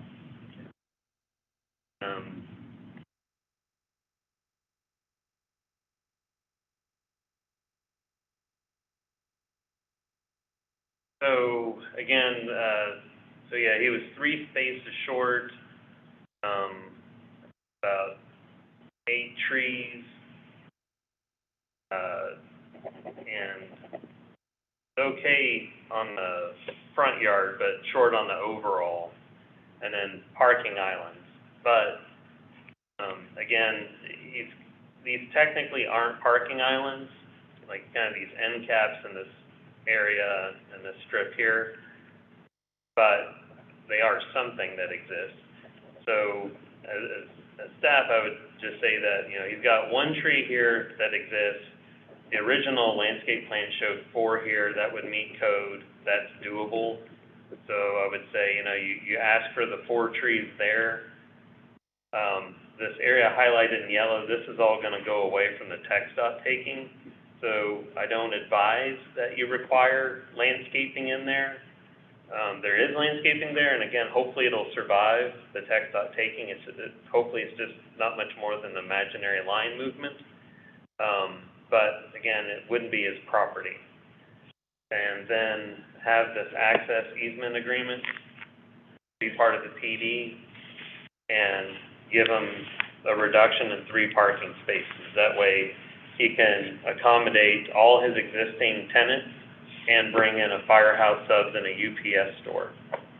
So again, to summarize that, it's 3 more trees on Ryan, 3 fewer parking spaces, access easement agreement. That's kind of in a nutshell what it is. And I don't know if Mr. Boyd is on the line. I do know he's going to want to have the time for someone to review such an access easement agreement, but I believe from what I've seen in the past, they're usually pretty straightforward documents, and you know, and we're just trying to provide it here, and then also for clarity, this would not be at his expense to construct or anything. This would be something we try to work out a time to be able to construct that and get these sites connected. And obviously, if it gets constructed, you know, and his irrigation system gets damaged, that shouldn't cost him anything.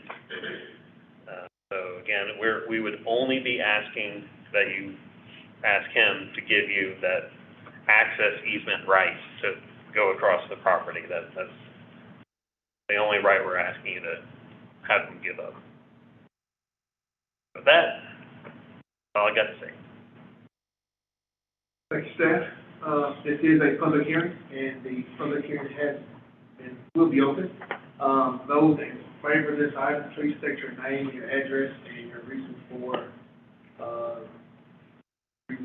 this item.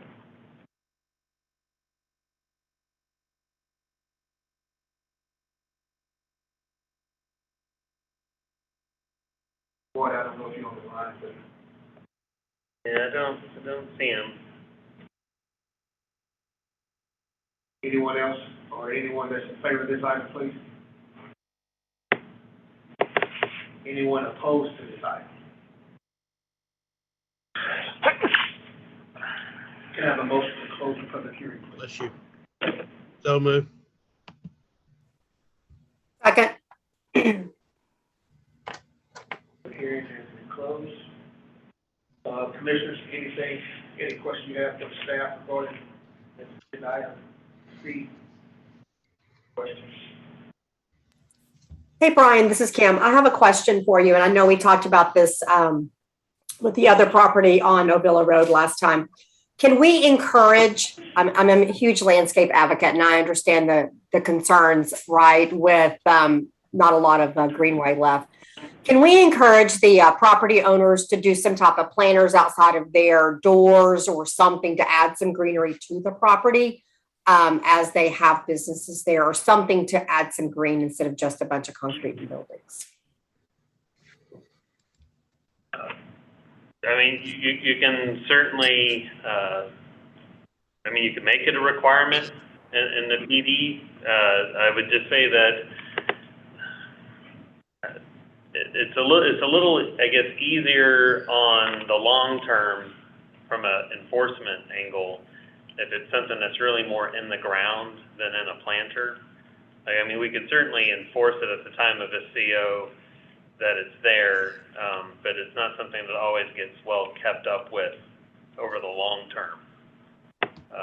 So it could certainly be done, but if there was an area where in the ground you had an interest, I mean, that might be the better for the long term.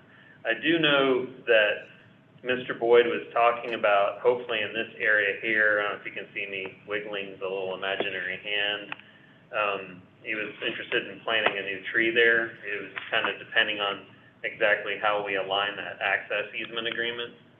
But he was looking to want to try to do something there on either one or both sides of the access easement.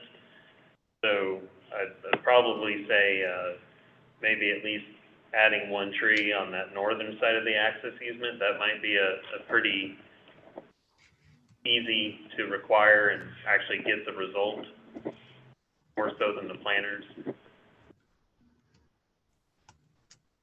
I'm open to other commissioners' thoughts. That was just my idea, but I do like the idea of adding the tree if we can over there. But obviously, it's more important that there is access between those two properties. That is a huge. I mean, that's been a problem since that was built many years ago.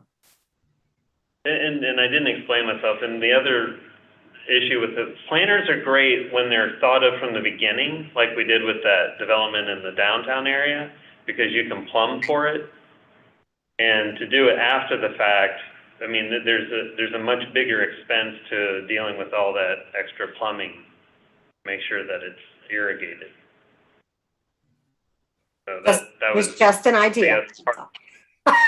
Yeah, but well, no, but I just didn't want to be too much of a wet blanket because, like say, if we're especially like when it's new construction, that that's pretty easy to address then.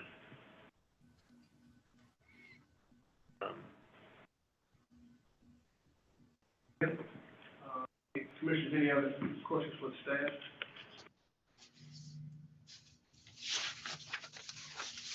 Have a motion. Item C, please.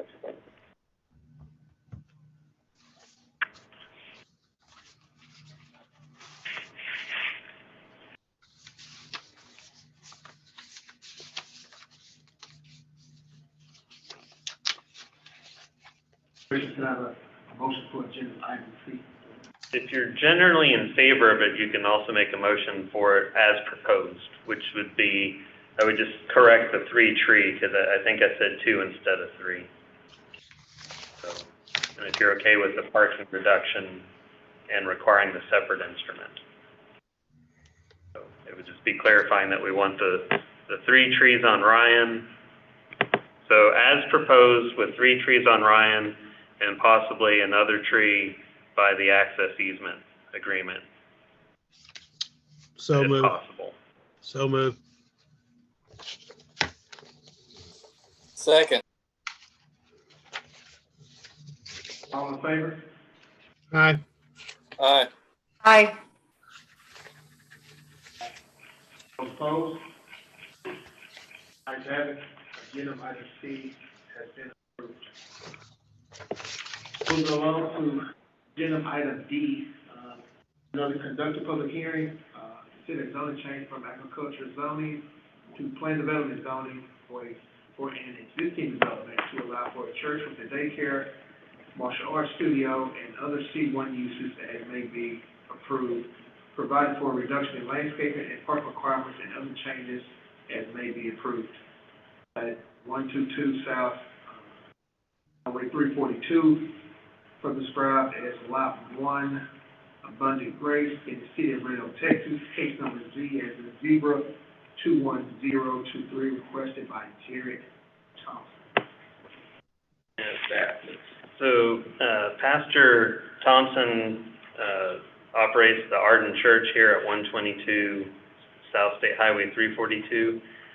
And there's a day, well, how would I put this? It's a church, and to just keep this real simple, there's the religious land use, I forget the rest of the acronym, but the main point is there's a 20-year set federal law and standards about what you can and can't do with religious institutions such as churches. And so we've consulted with our city attorney, and who's advised us that even though this daycare is a business open to the general public, it does serve the church, and to basically not really contest that issue, or for the martial arts for that matter. And so, you know, they had come in needing a CO for the martial arts studio, and as with everything else, this whole issue with the landscaping and the parking. So what we're proposing here is, again, sort of this idea of the PD with the kind of a landscaping variance, as it were, but to base the PD on commercial 1, so that way it makes it also legitimate, because the church we allow in C1 as a use, we allow daycares in C1 as a use, which one has been operating there for 5 years, and we would allow a martial arts studio, which they're operating it more as we keep everything stored in a closet, and then several times a week they hold classes in one of their main rooms. And so it's not like it's a truly set up business the way the daycare is. But again, it's all open to the public, but it serves the church, so we don't really want to, we're effectively just going to treat it like it's the church service. So we're not going to get into so much the daycare and the martial arts studio, okay? Though we're going to give them COs because we want to document, and we want to mind our health, life, safety concerns. But from a zoning perspective, this is just one big church operation. So the main point here has more to do with, okay, so about that landscaping. Because we want to give the martial arts studio a CO, And like with everything else, the landscaping comes up short. Not that this has been impacted by a text dot taking, it's just an older development. Did drive by there, I guess it was last week, and took some pictures. They've since we've started talking to them, they started adding some landscaping to the front. We don't have a minimum shrub size requirement, just so you know, in the landscaping. So I'm not sure, I mean, these are fairly small, but I mean, it didn't say it had to be any bigger. But also, honestly, it's gonna establish better if you start it small. And where is it? And so some pots, not quite planters, but there are pots in front. You can't, there's one there behind the van. And so, where it is. So it kind of estimated the areas, and also that's the other thing is, this property is not platted, or I guess, sorry, it is platted, but it didn't, there's more right-of-way that may need to be dedicated or taken in the future, which would likely come up to that curb line for the landscaping, just as a reference point. So they don't really have a lot of green area to work with on the front to really provide trees. They do have, I think they were pear trees. I don't know if they're Cleveland or Bradford. I couldn't figure that out with my phone app. But you've got quite a few trees here on that side. So granted, that's not frontage, but you got some nice mature trees there nonetheless. And so he has already basically planted a bunch of shrubs here, all in this area by the sign, and these two little strips in the parking lot, as well as the planters by the building. So, I mean, he's kind of done about everything, really, short of putting some, I guess, in these little circles. I guess you could ask for crepe myrtles. Those may grow in those two little circles, I'm not sure.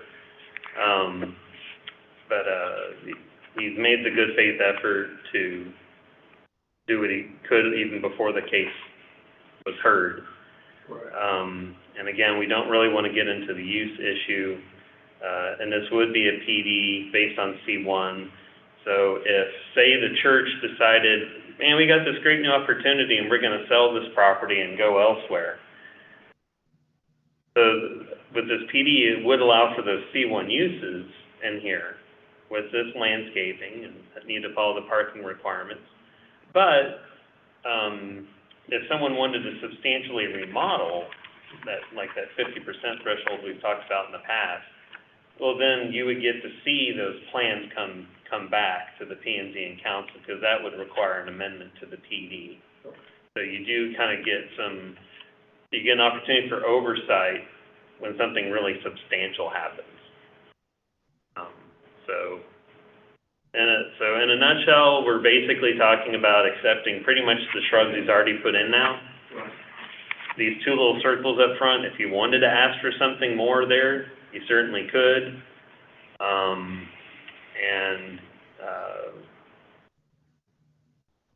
The parking we're not really going to get into, because for this case of the church as a service, it's really already covered by the church. And we're going to say the daycare and the martial arts studio are all part of the church. So there's really no need to get into parking on this, because it meets it as far as the church goes. And yep, so it's pretty much, if you like, where he's put in this landscaping where I pointed out, and in the pictures I took, if I have those up here, yeah, like just kind of document. Again, you know, they're small, but they are there. Right. Oh, and this is, I believe, a magnolia tree, and also in the planters are magnolias. But up front, there were no trees, but there are these pear trees along the side on this property. So like I say, these two little circles out front, I guess you could ask for something there, but they're pretty small. They're about like maybe 5 square feet So, like I say, a crepe myrtle is as good as it's probably going to get as far as trying to get something tall growing there. If you wanted to go with as proposed, you'd basically just be accepting these pictures that you see. Okay. About what it amount to. Brian? This is a public hearing, so those that are in favor of this item, please state your name and your address, please.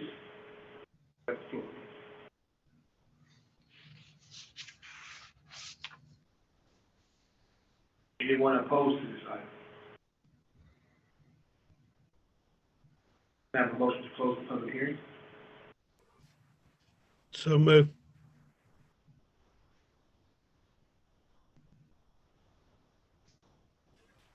Second. Thank you. Public hearing has been closed.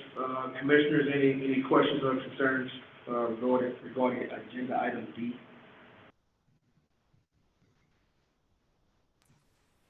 I would like to encourage him to put some crepe myrtles in those landscape circles if possible. So, other than that, it's fine as proposed. Thank you, Kim. Anyone else?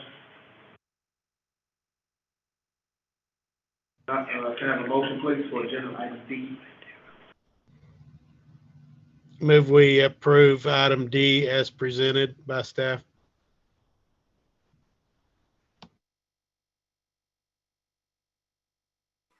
Second. All in favor? Aye. Aye. Aye. Those? Ayes have it. Agenda item D has been approved. Moving along, agenda item E, conduct a public hearing and consider specific use permit in a residential plan development in 11/12 PD 11/12 to allow for a roof-mounted solar array as an accessory use greater than 650 square feet at 103 Autumn Trail, City of Red Oak, Texas. Case number 0-21024, requested by Paul Farr.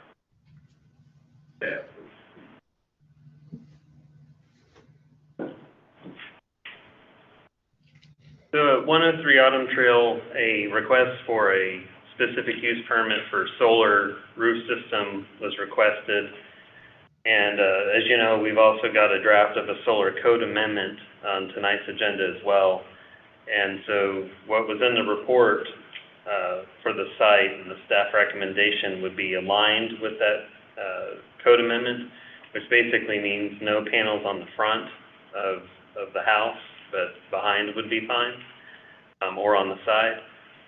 One quick side note I need to tell you about that I just found out tonight is apparently a month ago, Governor Abbott signed Senate Bill 398, and I haven't had necessarily a ton of time to review it or talk to our city attorney, but it looks like we're probably going to have some power taken away from us on what we can regulate. Yep. I noticed that the city of Tyler has amended their ordinance to not be able to restrict it on the front. So my recommendation to y'all would be, let's stick to, I guess, the plan as far as whatever y'all want, I guess, to suggest in the code amendment of this SUP, of course, is fine. But if you were going with generally what staff proposed, I would say let's stick to that. And maybe between now and the time we get to council, we'll have some guidance from our city attorney on what that may mean. It could mean just like with that House Bill 2439 on materials, you know, we didn't go and repeal our ordinances and change our ordinances because we didn't know what they may do down in Austin several years from now. So it may just end up being an issue. We pass an ordinance that we're advised that there are certain sections we cannot enforce after September 1st. But we may not want to change that ordinance. We may want to keep it on the books, just understanding maybe there's certain sections we cannot enforce. And so that would also apply to this SUP. So again, what staff proposed is consistent with the code amendment, not allowing for it on the front. So if y'all were in agreement with that idea, again, we may find out after September 1st we can't enforce that. But I would still say let's stick to the plan because we don't really 100% know what we're dealing with yet on that. And then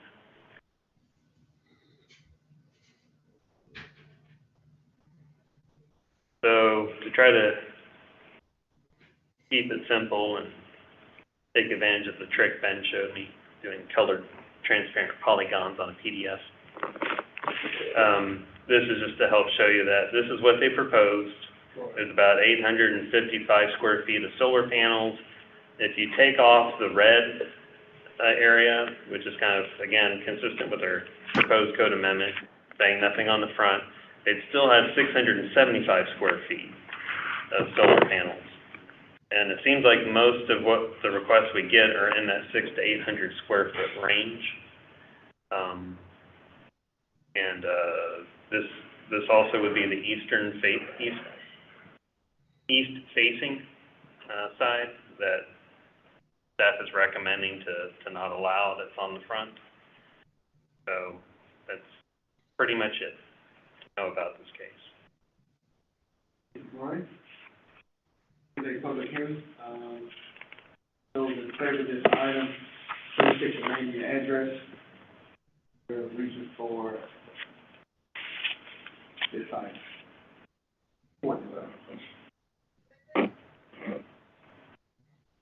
Anyone against this item? Have a motion to close the public hearing, please. Make a motion, we close. I'll second.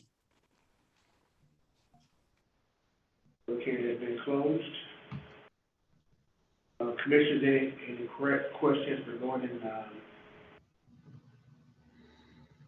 item E? Or roof mounted solar array? Mr. Chairman, and what Brian and them were talking about, the information that they're getting about coming out of Austin, I did a lot of solar digging this weekend on the internet, and you can believe pretty much everything that the internet says. But right, you can. Yeah, but it seems to be a very big concern about this becoming more mandates out of Austin on what we can and cannot do. I read probably 5 different versions coming out of different state representatives' offices, and I get the feeling that Big Brother's going to come in here and say, after the Snowmageddon, we better do everything that we can to improve power, whatever that may be, solar or whatever, in our state. And I think they're going to start regulating pretty heavily on what we as a city can and can't do. With that said, I don't know that it's better to put in something now and then hope that it's not overturned later, rather than trying to get more information, I guess, out of the source that maybe the city can on what our timelines are. I know that this is probably not going to be the only residence that wants to place them on the front. Driving around this past weekend just to look, I would say the majority of them that I've seen with solar panels, they are on the front, and the reason it is that's where it's optimal to gain the power. So just like it is on ours, putting it on the back would have served less than a third of what putting it on the front does. So I just don't know that we're ready with what's going on legislatively to start making some big decisions on where you can and where you can't, and then just hoping that we're not doing something that in 2 or 3 months we're going to have to turn around and call ourselves on, if that makes sense. It is. Well, and just for clarity, so if we pass an ordinance, just like again we have on our materials, it just means we won't be able to enforce it at that time. Doesn't, you know, as far as anything being validated, I mean, that goes down a path of a lawsuit, but the way our city attorney has rightfully constructed the ordinance, if one part was struck down as being actually illegal, then the rest of the ordinance is kept intact. So just one example would be that maybe on the solar panel on a roof, it may turn out that we really can't enforce anything. That just may be what it means. But on the ground array, which is in our proposed solar code, which I guess we're kind of jumping ahead a bit here, but I don't know that it's clear to me at least that you couldn't still say require that idea that a fence kind of obscures the view of it because of the way the language is written. But as typical, the legislators write this very broad language that leads cities to go and bug the Attorney General with, hey, what the heck is that supposed to mean? Right. You know, so again, I mean, this is the SUP, but I think, you know, again, but it's also an ordinance. But if it comes up that we can't enforce it, then we can't enforce it, and that's fine. Right. But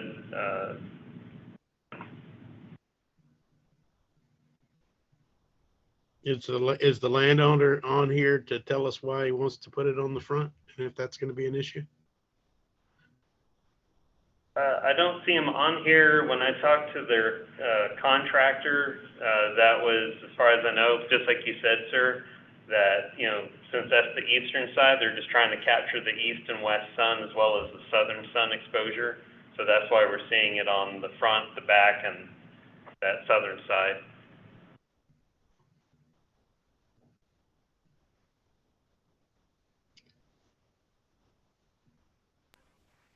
And this subdivision has an HOA as well, so they can kind of regulate that or approve it or disapprove it or whatever. No, sir, that's I guess it was in the previous legislative session 2 years ago.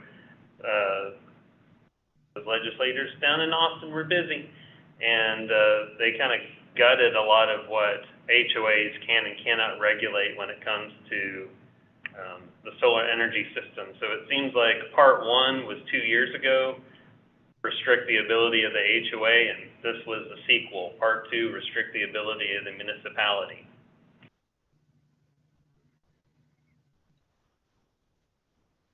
What's the number one concern with those being there? Whose concern is it? The cities, the neighborhoods? Whose concern is this? Well, I haven't heard anyone call opposed to his SUP. There was only I got only one call about a question about it, and they just wanted information. They were not for or against. I think in general, though, Scott, we're talking about having a solar ordinance, one, so that we can first define it, because we're operating under either having to do an SUP or tell people it's new and unlisted use. But then two, yeah, certainly the aesthetic component of visibility of them on roofs and in yards. So I think as a general practice, and most cities are kind of operating in the same way, is you just don't want to see it from the house. I don't think anybody cares that they're on a house or in someone's backyard. It's merely that's great, have solar, let's be mindful of our energy practices, but let's also be mindful of aesthetics and those around us.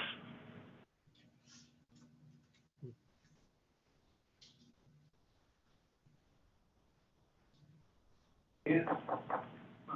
Can I have a motion for agenda item E, please?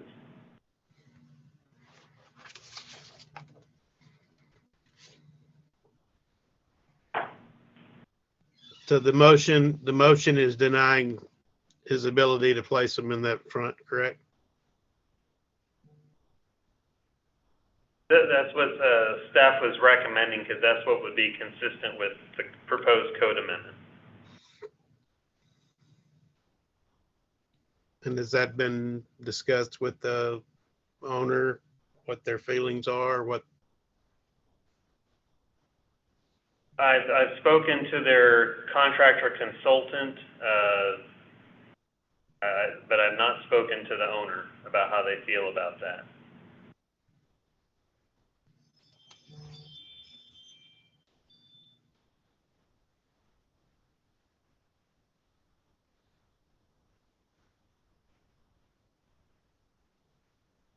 I did warn the contractor that, you know, anything on the front would likely get denied.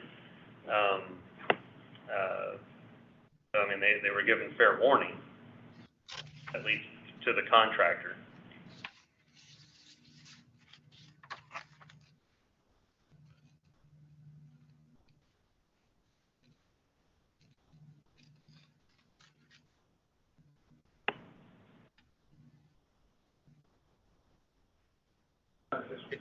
We have others of these that we're going to be seeing. Is that way I understand it? Not tonight. Tonight would just be the code amendment for solar panels, and the way that code amendment is set up for anything under 1,000 square feet of area could be handled administratively by staff. And in that scenario, we wouldn't want to be approving it on the front. That would be the main point of that exercise. But if somebody wanted to do it on the front, then they could come and say, well, I want an SUP to get before you and make their case for why they think they should have it on the front. But again, the legislation may make this whole debate a moot point.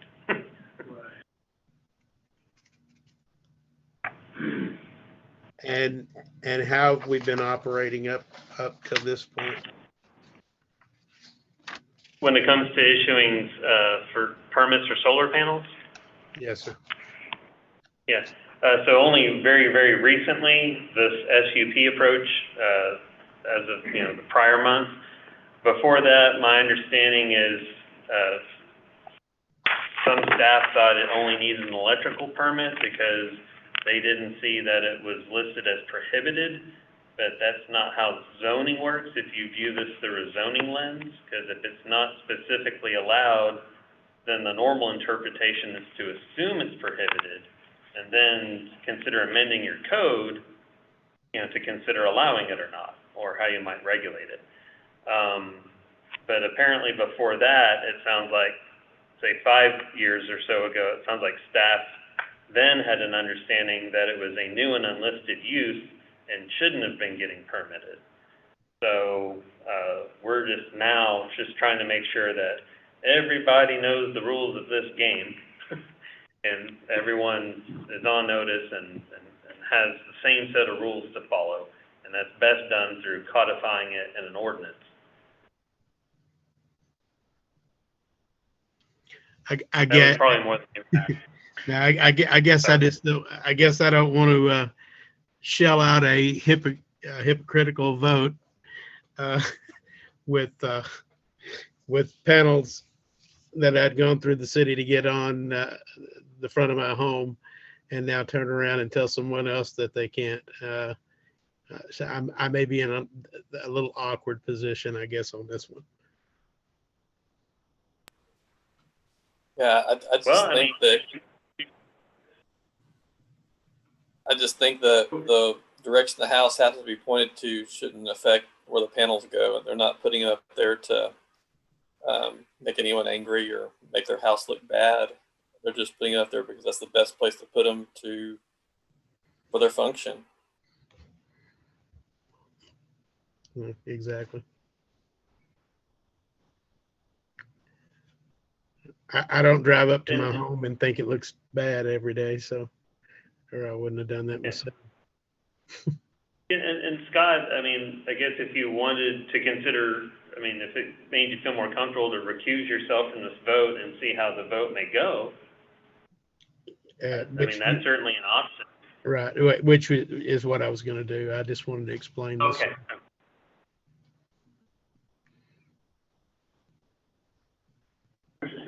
please.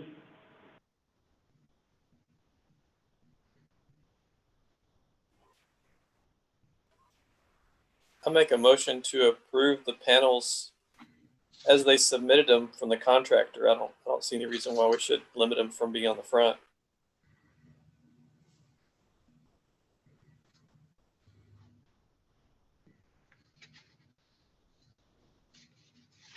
In a second. Second.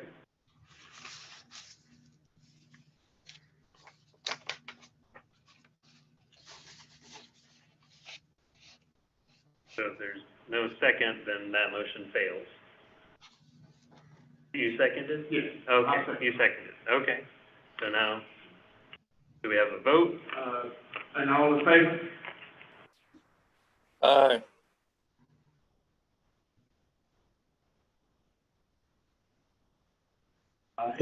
Mr. Chairman, I'm just abstaining from the vote for potential conflict of interest.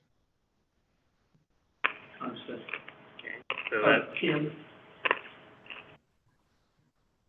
And I vote no. okay,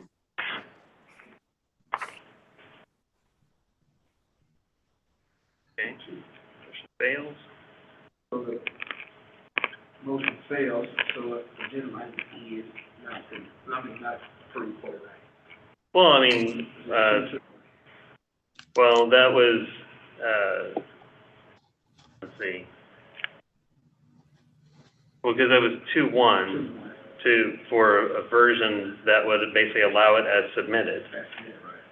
So you could hear another motion based on the staff recommendation that's consistent with the code amendment, and you could, in theory, approve that.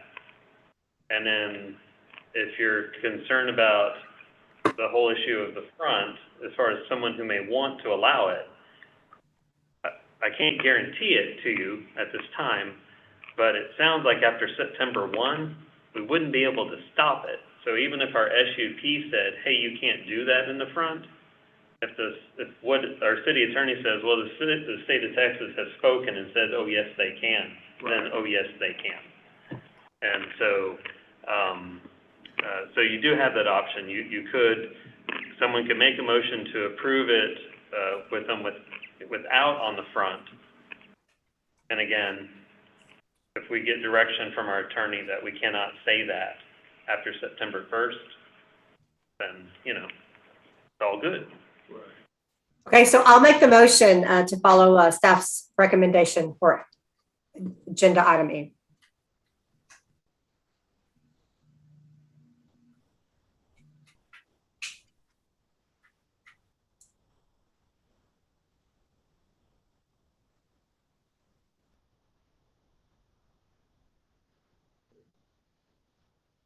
So if anyone wants to second Kim's motion to do it as shown here, then you can keep moving on. You know, if y'all aren't, if you don't want to, I mean that's fine. I thought that's what Leroy. Did Leroy second? No, Oh. it's first. Right. Well, Was approved. We're talking. I guess I'm just trying to make sure. I'm right. correct. So Specific use permit. We're doing approved and not on by the request, right? basically, yeah. So you considered approving it as submitted by the applicant. Right. That basically failed. I'm just suggesting you could also, if you want, consider having a vote based on the staff recommendation if that gets you to 3 votes in favor, because then at least we can keep his SUP moving forward. And just in case, I mean, you know, again, I wish I had time to talk to the city attorney about it, but The 2-1 means it fails. Is that right? right, Okay. yeah. That was okay. That failed. And Kim's made a motion to approve the staff recommended version.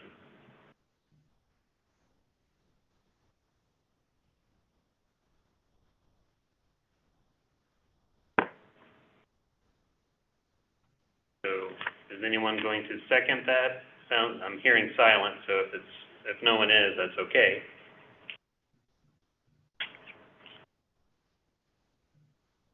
Okay, hearing none, then it sounds like that motion fails because there's no one seconding it. So, so what happens now then basically is the SUP is then basically you're essentially recommending denial at this point, which again, it all may be fine in the end because after September 1st, I mean, I may find out we can't enforce it anyways, and it's back to just being an electrical permit.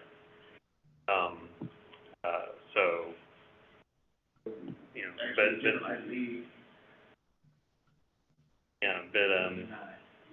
so yeah, you're basically denying the request is what's happened. But like I say, based on my reading of that new law that takes place on September 1st, chances are if he comes in with this on September 1st, I think we'd have to approve it as he has submitted it.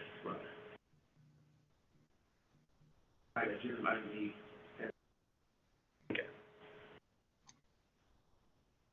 Moving on to agenda item F, is another conduct a public hearing and consider amending the City of Red Oak ordinances to provide for solar systems by amending the city zoning ordinance and other codes as may be required in the City of Red Oak, Texas. Case number Z21020, requested by staff. So we've kind of talked about some of this and why we're doing this and all that. And I've got this little table that's meant to kind of help simplify the intent of the code.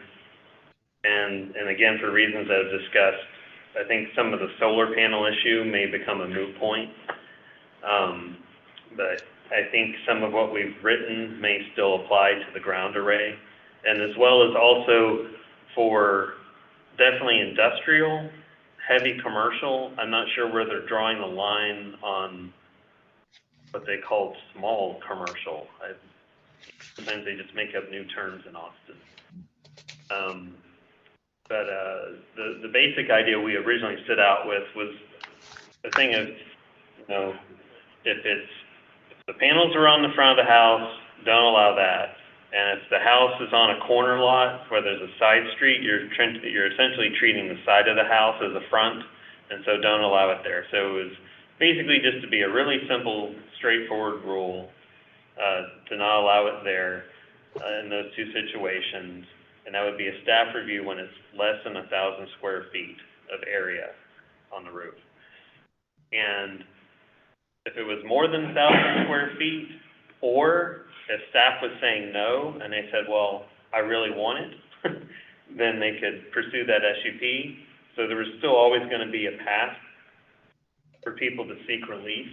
So there, you know, it can't just be staff said no, period, end of story. You know, we're giving them a path of due process. And then for basically your commercial type areas, those would all need to be pretty much either a PD, an amended PD, or an SUP if it was an existing straight zoning like C1, regardless of size. And then we wanted to be careful on the ag, so it was more a thing of, well, if the ag is really functioning like single family, like say Ms. Wade's property where she's got a family there, you know, we treat that as single family.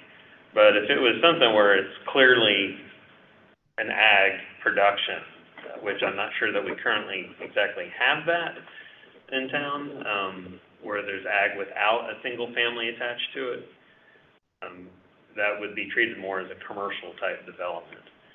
So that was the basic idea, especially in terms of the roof.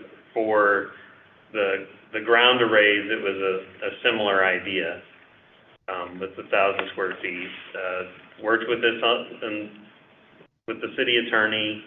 I tried to reflect what I've heard from staff review on this and y'all's feedback last time.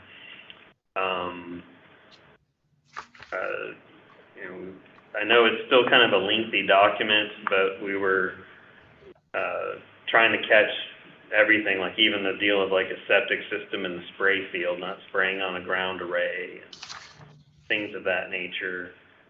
Requiring anti-glare coatings on the panels to avoid glare, and a lot of stuff, of course, the past 15 years on solar panels, the technology's greatly improved, so the glare issue is a lot less than it used to be. And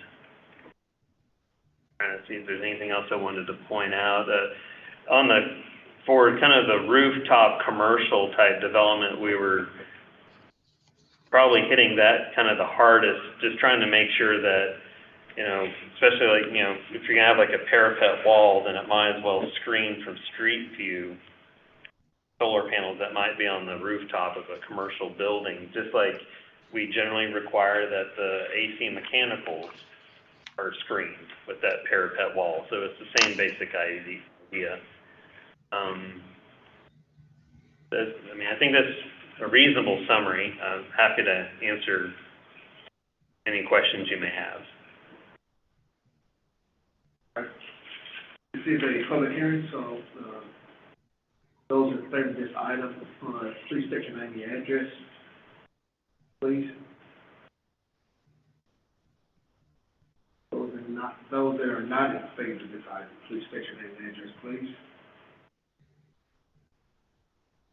Now, can we have a motion to close the public hearing, please?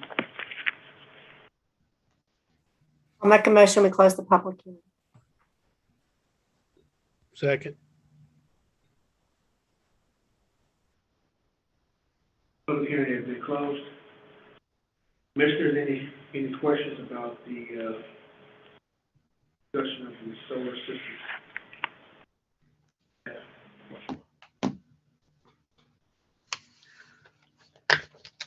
I don't have any.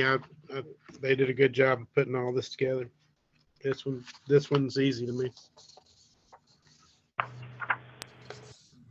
I definitely like the idea of the city encouraging people to not put them on the front of their houses. I think that's a good idea.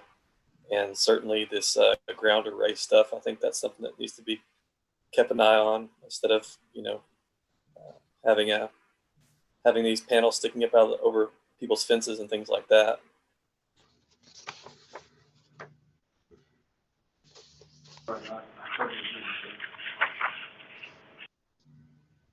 Commissioner, can I have a motion, please?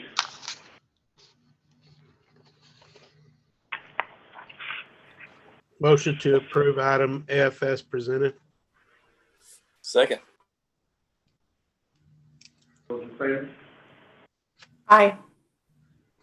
Aye. Aye. Those opposed? Ayes have it. Agenda item F has been approved. Moving along, agenda item G is a conducted public hearing and consider amending the City of Red Oak ordinance to provide for backyard chickens by amending city-related ordinances to include but not limited to zoning, general provisions, and animal control or other codes as may be required in the City of Red Oak, Texas.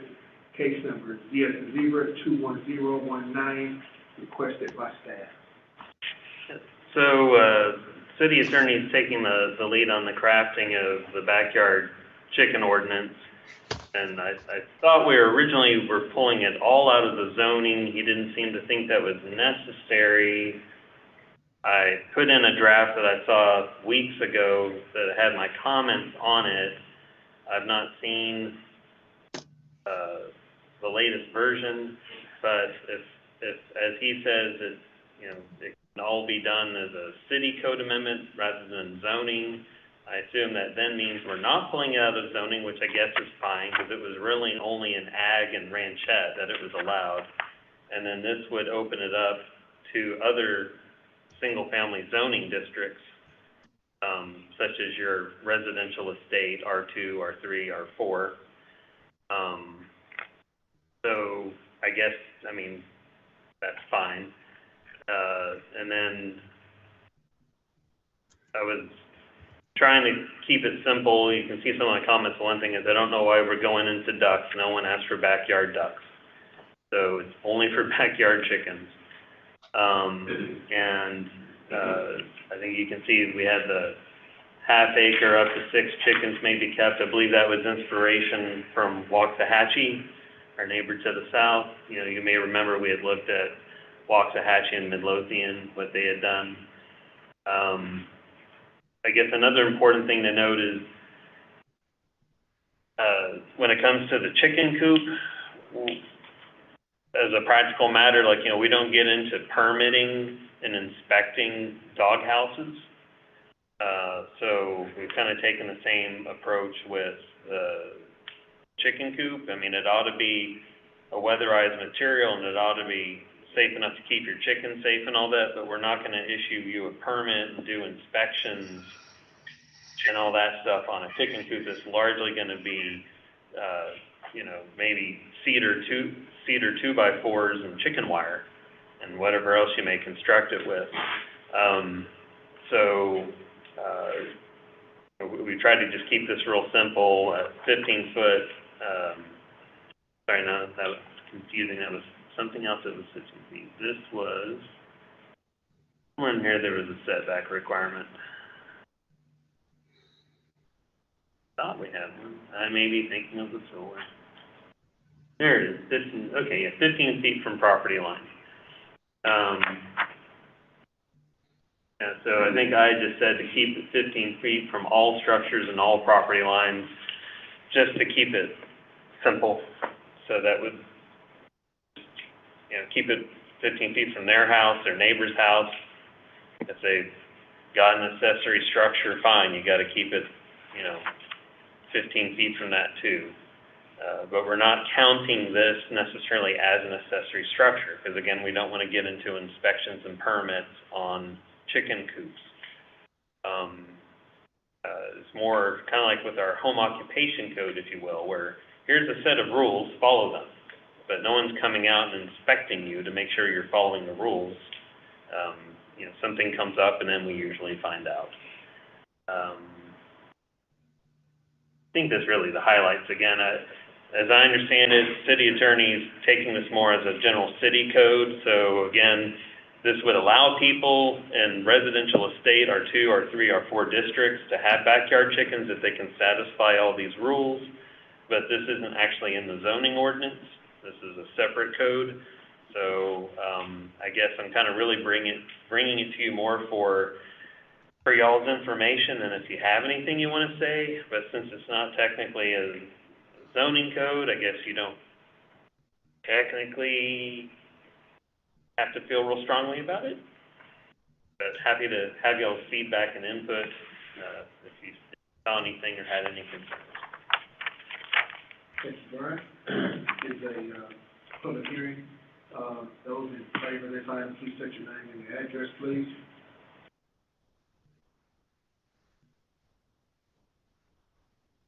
Those that are not in favor of this item, state your name and your address, please. Comments, if you have any comments. Can I have a motion to close the public hearing?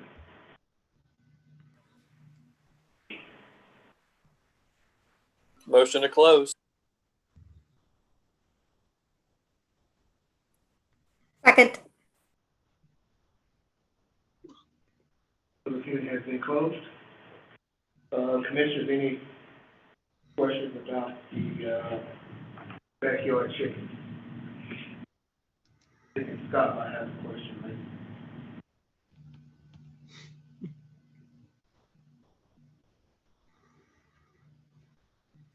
I don't have any questions. I was just going to say thank you to the staff for pulling this together. I like it. So they're not going to need a permit or anything to get these chickens, is that right? That's correct.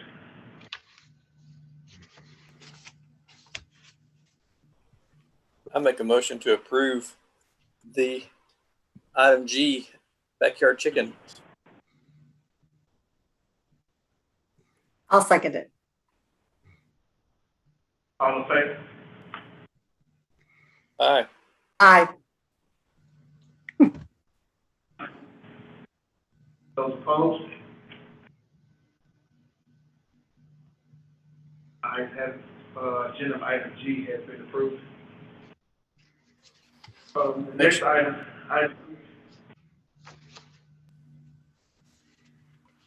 Next item, item H, is a discussion item to consider a potential development at 515 Butterfly and 516 Sunflower for a senior living townhome style development, or consider other development options for discussion. No action will be taken. Discussion item. Yes, sir. So there was a request by Acker Built for these two properties here, 515 Butterfly, 516 Sunflower, that are currently zoned commercial, and in our future land use maps shown here also envisioned to be commercial. Acker had done a senior living project on Hawk Street, and they were wanting to basically do a version of that on these two properties. My understanding is there's for any development there may be a water flow, fire flow issue. My understanding is a house burned down in that area a few years ago. And it's also my understanding that, and Scott may know more about this than me, but I think there sounds like great opposition to a request by, I think it was Danny Douth that had proposed, maybe it wasn't exactly senior living, but it was some kind of residential townhome or something like that for this area that the people in that area were greatly opposed to. So we've told Acker all this, and they still were interested in getting our feedback and asking for us to ask you guys for some feedback. I guess I would just say that when I look at this and I see your future land use map and I see this as envisioned as being commercial and it's currently undeveloped, and I see that TxDOT is doing a taking up here, these people, it just seems to me that this whole block between Butterfly and Sunflower south of Avila in time will probably need to evolve into maybe one or two total lots. And they'll need these lots to be able to pull back into, to have sufficient room and to be able to provide the streetscape type landscaping that y'all are losing on Avila because of the TxDOT taking. And that would be your way of getting it back. So I guess that's what I understand what's going on, and I guess my opinion about the future land use map and your current development challenges. And Scott, do you know more about the history of that original case that came by like maybe 4 or 5 years or so ago? Yes, sir. And you pretty much hit the nail on the head there. The opposition was from residents there, but also from the commercial aspect of it, and jamming in a senior living or a restricted living area in what was planned to be a more commercial.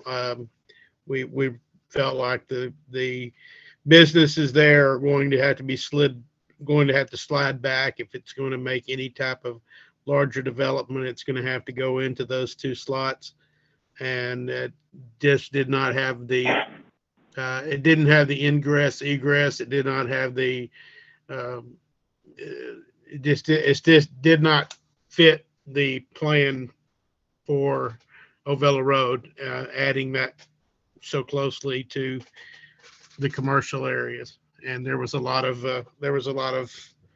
pushback on that. And my understanding, like the opposition was pretty strong, was it? The case file that found was a lot of opposition. There was a lot of opposition that had even gone to some of the residents and getting legal representation. But it stretched. It wasn't just like the one or two that backed up to it. It was the areas all the way around. There was the only one that was in favor of it was the developer. The businesses were against it. The residents were against it. So it had very little to no support. Scott, was the keyword duplex? Is that something that scared people off? It was duplex, right? Because they had talked about mixed use of duplex and another format in there, but it was basically a senior living area, but it would have multi-family components. And then there was a big concern about age restrictions and how those age restrictions were going to go and whether it was going to turn into just a quick rental properties. And so it had about 8 different legs of people that were against it, including, like I said, the businesses in front. And that at that time, the land use was more for that to become more commercial in that area and less residential. And that's Rocket Water too, right? It was, when I left, it was all Rocket Water. We didn't have any control over. And that was another issue too, is providing that and getting, I'm glad you brought that up, Leroy, because it was not only was it Rocket Water, but would Rocket service it. And there was a time where they said they would not service that area anymore. And the city of Red Oak was trying to obtain the water rights, but did not have them. And I don't know if that's changed since then or not, but that was another issue. You're right. Right, this current zone is what? Commercial 1. And the future land use map shows it as commercial 1. And if I heard Scott correctly, it sounded like what they were thinking, I guess, might have been similar to what I was thinking, that, you know, you'd want this area for future redevelopment, basically, for what you've got now in the front to be able to redevelop and take advantage of these parcels here in the back. Because if we were to encourage just commercial development on there, I mean, it would be kind of an odd shaped lot. I mean, it'd be kind of an odd business. So it would, I mean, it's obviously y'all's call, but I guess my advice would be it may make some people upset, but I think I would rather let it sit and wait for someone to say, yeah, I'm ready to redevelop and I want to go buy that land and replat and rebuild and redevelop and, you know, and get your streetscape aesthetic back after the TxDOT taking and all that stuff. So put that Dollar General there. So once they watch 664.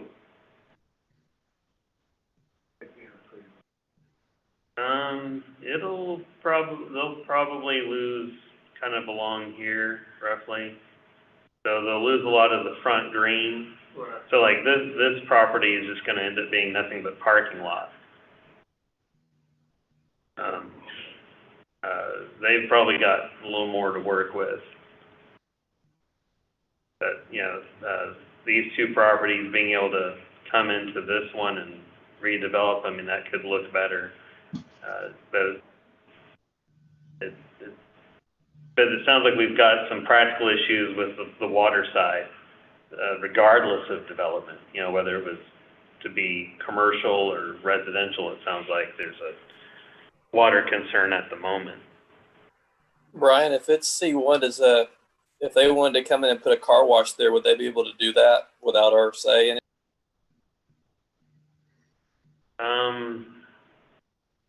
From a zoning standpoint, yes. From a practicality standpoint, to make a car wash work on that site with the fire requirements, setback requirements, landscape requirements, it would be challenging to say the least. I don't know that you could actually fit the components of a car wash on there and meet all of the just standard C1 requirements. But I can't be 100% sure. I don't have a survey or a site layout or anything like that. That was just something we were discussing a while back was, you know, the way it's C1, they could put pretty much anything that they're allowed to put in there versus what they were talking about putting in there that they were opposing. But again, we just have to see how it ends up developing. And unless the water rights have changed since I've been off council, that that was a major point, Brian, was the inability to gain water in that area. And what they were talking about is that the large house across the street burnt to the ground because there was no water to fight that fire years back. And that's a rocket water issue that we weren't able to resolve. So unless that has changed and the city now have CCN in there and infrastructure, then I think that it would be very poor planning on our part to put in residential where we can't control the water. Yeah, just so you know, Scott, it's still Rocket CCN, and they've got the only thing that serves that little subdivision is some 2-inch lines. Mm-hmm. So there's no fire protection essentially. Yeah, and there's not adequate. Yeah, they weren't. Fire protection. They weren't very keen on adding any the way I remember it. So I just feel like that this is not a conducive use for this area at all. Okay. Well, I think we've heard plenty of feedback. We'll give that feedback to the applicant and tell them they've got a choice to make. Okay. Moving right along, agenda item I, staff update, topic comprehensive plan update, and a parks and trails master plan. Yeah, so we've met with the consultant several times, once the steering committee, once the staff, to work on the future land use map for the comp plan. So we've made some updates, and the consultant is now refining it. So we've taken the existing one and basically just updated it, made tweaks, identified maybe a few new areas, but generally working with what we've got, but again, with just some updates and tweaks to it. And I think we're now kind of pushing into probably adopting it in November. All I got. Moving right along, we have agenda items, all items below are considered routine by Planning and Zoning Commission and will be enacted with one motion. There will be no separate discussion of items unless the commissioner or citizen so requests, in which event the item will be removed from the consent agenda and considered in its normal sequence. Approval of the consent agenda authorizing the administrative official or designee to place each item on the city council agenda in accordance with the Planning and Zoning Commission's recommendations. So J is the approved minutes of July 6th. Item K is approving the final plat of the Emerson and Reno condition, being approximately 17 acres out of the GC Park Survey.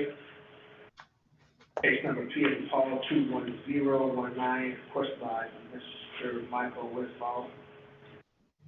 L is considered approving the preliminary plat for old-time townhomes to consist of a mix of different styles and types of townhomes not to exceed 170 to include neighborhood amenities and open space on approximately 17.25 acres from two parcels out of the McKinney and Williams survey. Abstract 751. Case number P and Paul 21015, requested by Mr. Levine. Commissioner, got any questions about any of those consent agenda items?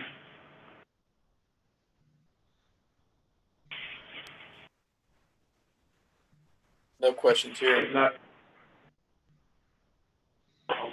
If not, to have a motion for the consent agenda items, please. Motion to approve consent agenda items? I'll second it. All in favor? Aye. All opposed? None. The ayes have it. Consent agenda items have been approved. And the last one, Can I have a motion to adjourn? So move. Second. Commissioners, thank you for tonight. Thank you for your participation.